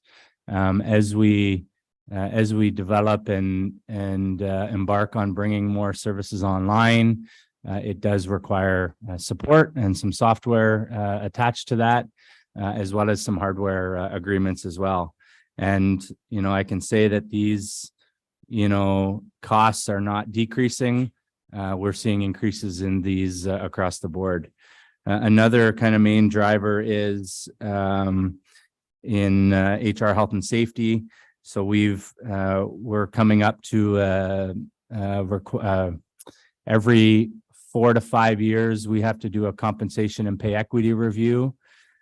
So we've got some additional monies in there for that, as well as we've got some scheduled health and safety audits that are badly needed, and some of which have been deferred over prior years. So those are the two main drivers. Two additional less material drivers. We've got some reduced lottery licensing revenue, which is really just nature of the beast in terms of what we're seeing historically. Ever since COVID hit, we're seeing our lottery licensing revenue decline, and we've got all kinds of different analogies that we think might be attributed to that, but I don't think it's one main driver. I think it's a combination of a bunch of drivers, and that's certainly I think we're experiencing that, and the municipal sector in general is experiencing that as well. And then the last one is some additional nominal support in the HR health and safety from a resources perspective. So those are kind of the two primary drivers, and then kind of two less material drivers that fall under corporate services, human resources, health and safety. Thank you, Jeff. Any comments or questions for Jeff regarding that? Carrie. Thank you, Your Worship. I'll just finish off the Finance and Corporate Services section. Page 328 is the Council and Community Contribution page, budget section. Just briefly, Council Contingency Fund is what we call Council's Good Idea Fund. So there's $10,000 in there that we actually fund from our community development reserve. So you'll see an offsetting transfer from reserve. Overall, there are savings in the council and community contribution budget related to salaries and benefit reductions in the change in the composition of council. The community contribution section, if anybody has any specific questions, but that's where we basically identify budget lines for some of those presentations that we heard earlier this evening, as well as some other budget lines that are in control of council in terms of scholarships and the subsidized grants to the regular user ICE users. And then if we'll just skip over to administration and finance. So until recently, we did separate corporate services and human resources and health and safety from administration and finance. But basically, any type of corporate costs are still remaining in here that we don't allocate out. So there are some changes related to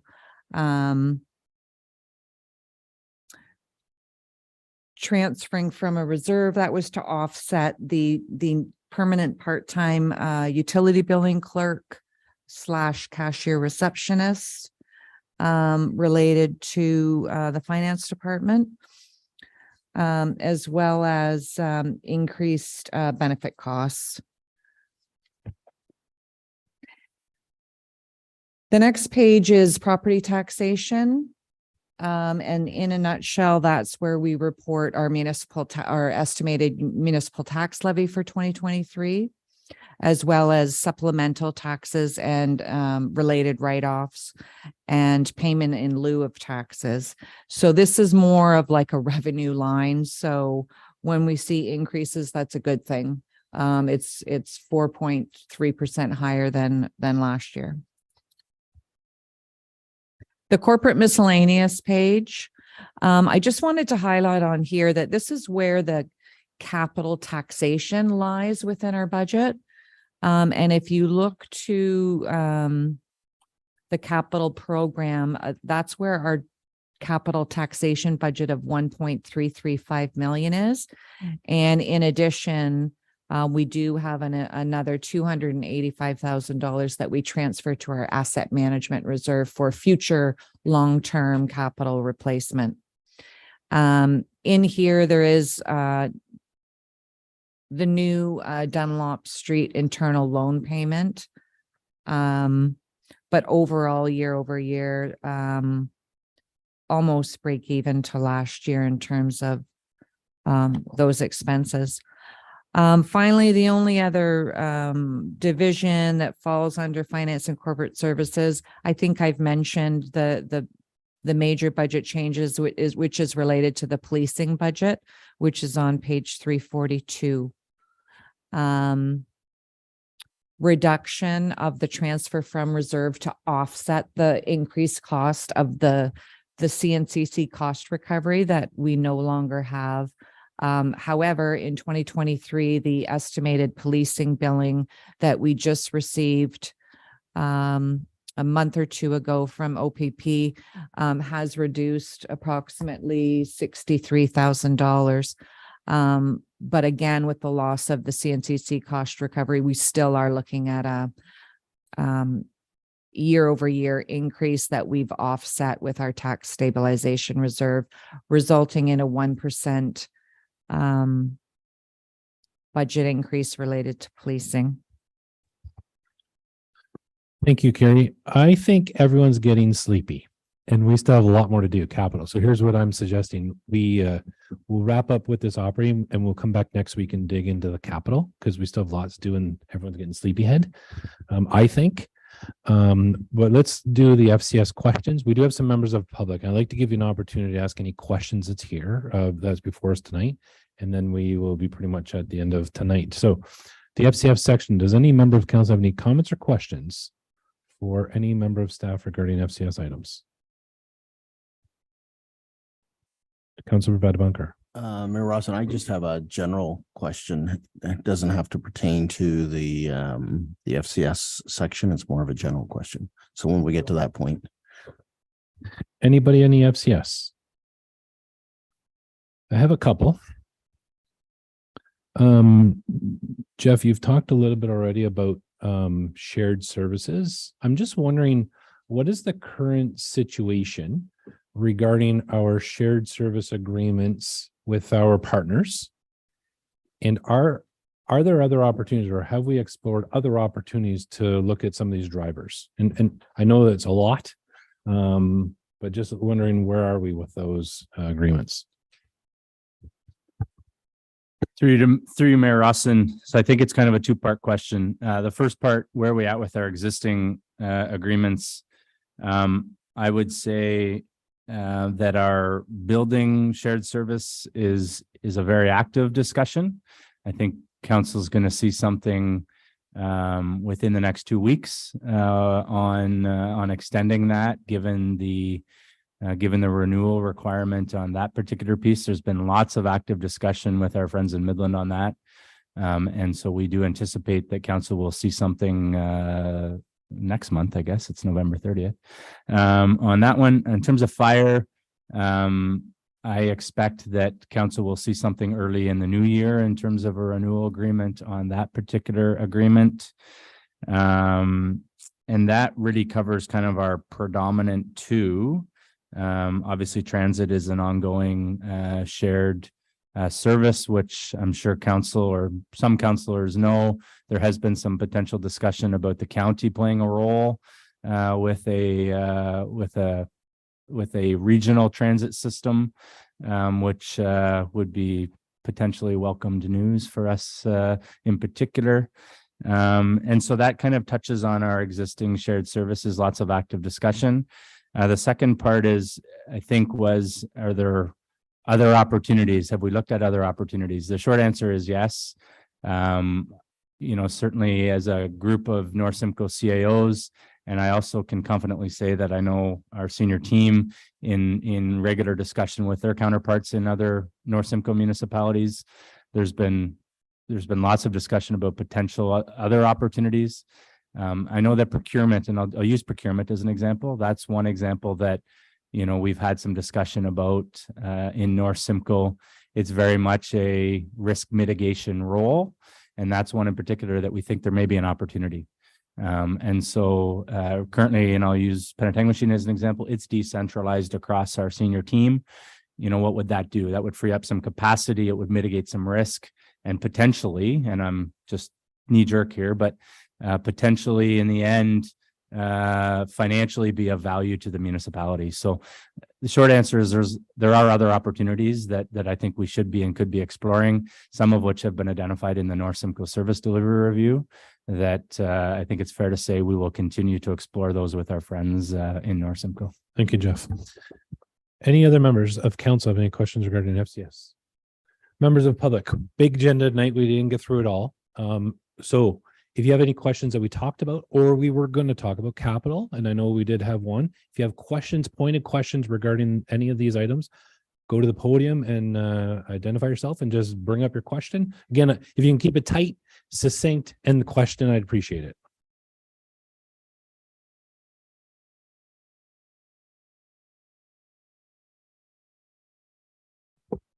Most likely everyone is waning in their spirit and wanting to get home. Perhaps I'll provide, it's not a delegation, I'll provide my question that I was going to pose regarding an active agenda item, which is the capital plan, which is for next week. I'll just provide a paper to everyone who's on council and to the Director Murray. And then through the week before the December 7th public consultation, Anne Huguenin, my wife, and myself, Tony Huguenin, will most likely do by telephone a little bit of talk to whichever members want to receive our call and share some thoughts and let everybody go home this evening. Thank you. Feel free to leave any document with Kelly or Jeff, and they'll make sure it gets added to the future agenda as well. Thank you. Any other member have anything that they'd like to speak about any of the agenda items presented tonight? Go ahead, Jordan.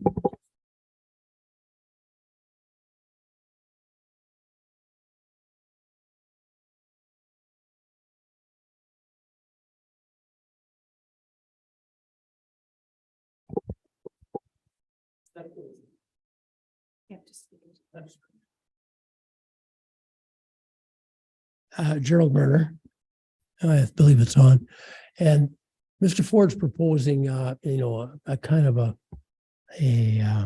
revision of how you guys operate and turns around and develop subdivisions and a whole host of things. And he thinks it's a great idea because he's going to build more houses.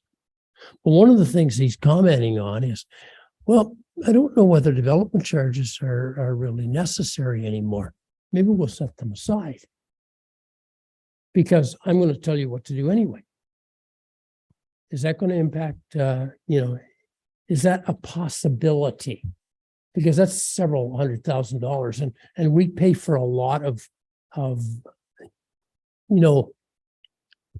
capital works that we have to do, like Chatham Street or whatever. A lot of that comes out of DC. And we got to keep building the DC pot up if we're going to spend it, because we're getting older. And I'm just wondering, have you got any thoughts on that yet, or is it too early to tell? Thanks for the question. And I know Andrea is working on that, and I know there'll be more information coming in the future. Right. So stay tuned. Yeah, you want me to come again? Any other questions? Members of the public? We will leave the rest of the budget. Next week is public consultation. We'll convene special committee of the whole. We'll pick up where we left off tonight with capital. We'll open up for final comments and questions about tonight, and then we'll move on. Councillor Vadabunker. Thank you, Mayor Rossin. I just wanted to, I'm going to ask a question and then I'm going to make a comment. My question has to do with initiatives under the council approved climate action plan.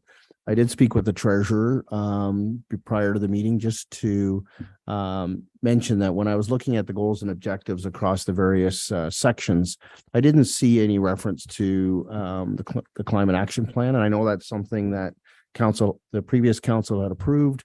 There's a number of initiatives. Some I spoke to today about planting of trees, but there may be others. So I've just left it with the treasurer just to review internally to see where that might reside in terms of responsibility and comment. That was my comment. My question has to do with the municipal price index, and we've talked tonight a lot about that, and we've heard from our leadership team with respect to the impacts of inflation on various programs and initiatives. And the treasurer outlined that the municipal price index calculation was done in June of 2022. And I'd be really interested to know if it would be feasible to do a quick update on that municipal price index based on, say, October numbers or November numbers, just to do a little comparison in terms of what the estimate was then when it was figured at about 3% increase, and we reduced it to 2.5 by bringing in some reserve funds, and what it would be today in terms of that increase, because our budget was set basically on that municipal price index, and a lot has changed since June of 22. So thank you, Your Worship. Carrie?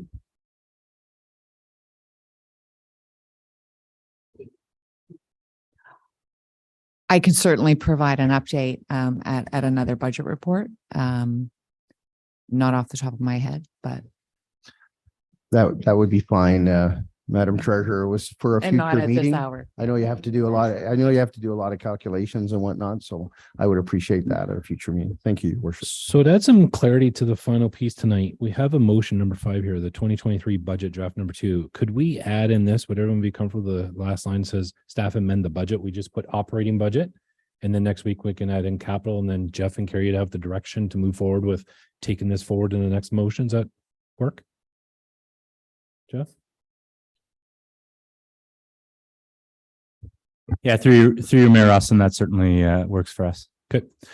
Okay, number 5, 2023 budget draft number 2 and department verbal presentations, FIN 2022-32. It's recommended that the 2023 budget draft number 2 report and related budget documents be received for information and discussion, and that staff amend the operating budget as directed and present draft number 3 at the next special committee of the whole budget meeting on December the 21st, 2022. A mover. Mayor or Councilor Roux. Seconder, Deputy Mayor LaRose will call for the vote. All in favor? And opposed? And that is carried. That is carried. I know this was heavy, but thank you, Carrie. Thank you, all staff. Thank you, Jeff Kelly. Thank you. This was a lot of work. Thank you again. Question period from the media and public. Yes.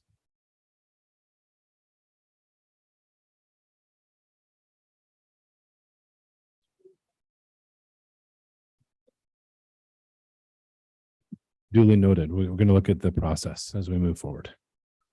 We'll look for a mover to adjourn the meeting. Councilor LaRue, seconder. Councilor Waters, call for the vote. All in favor?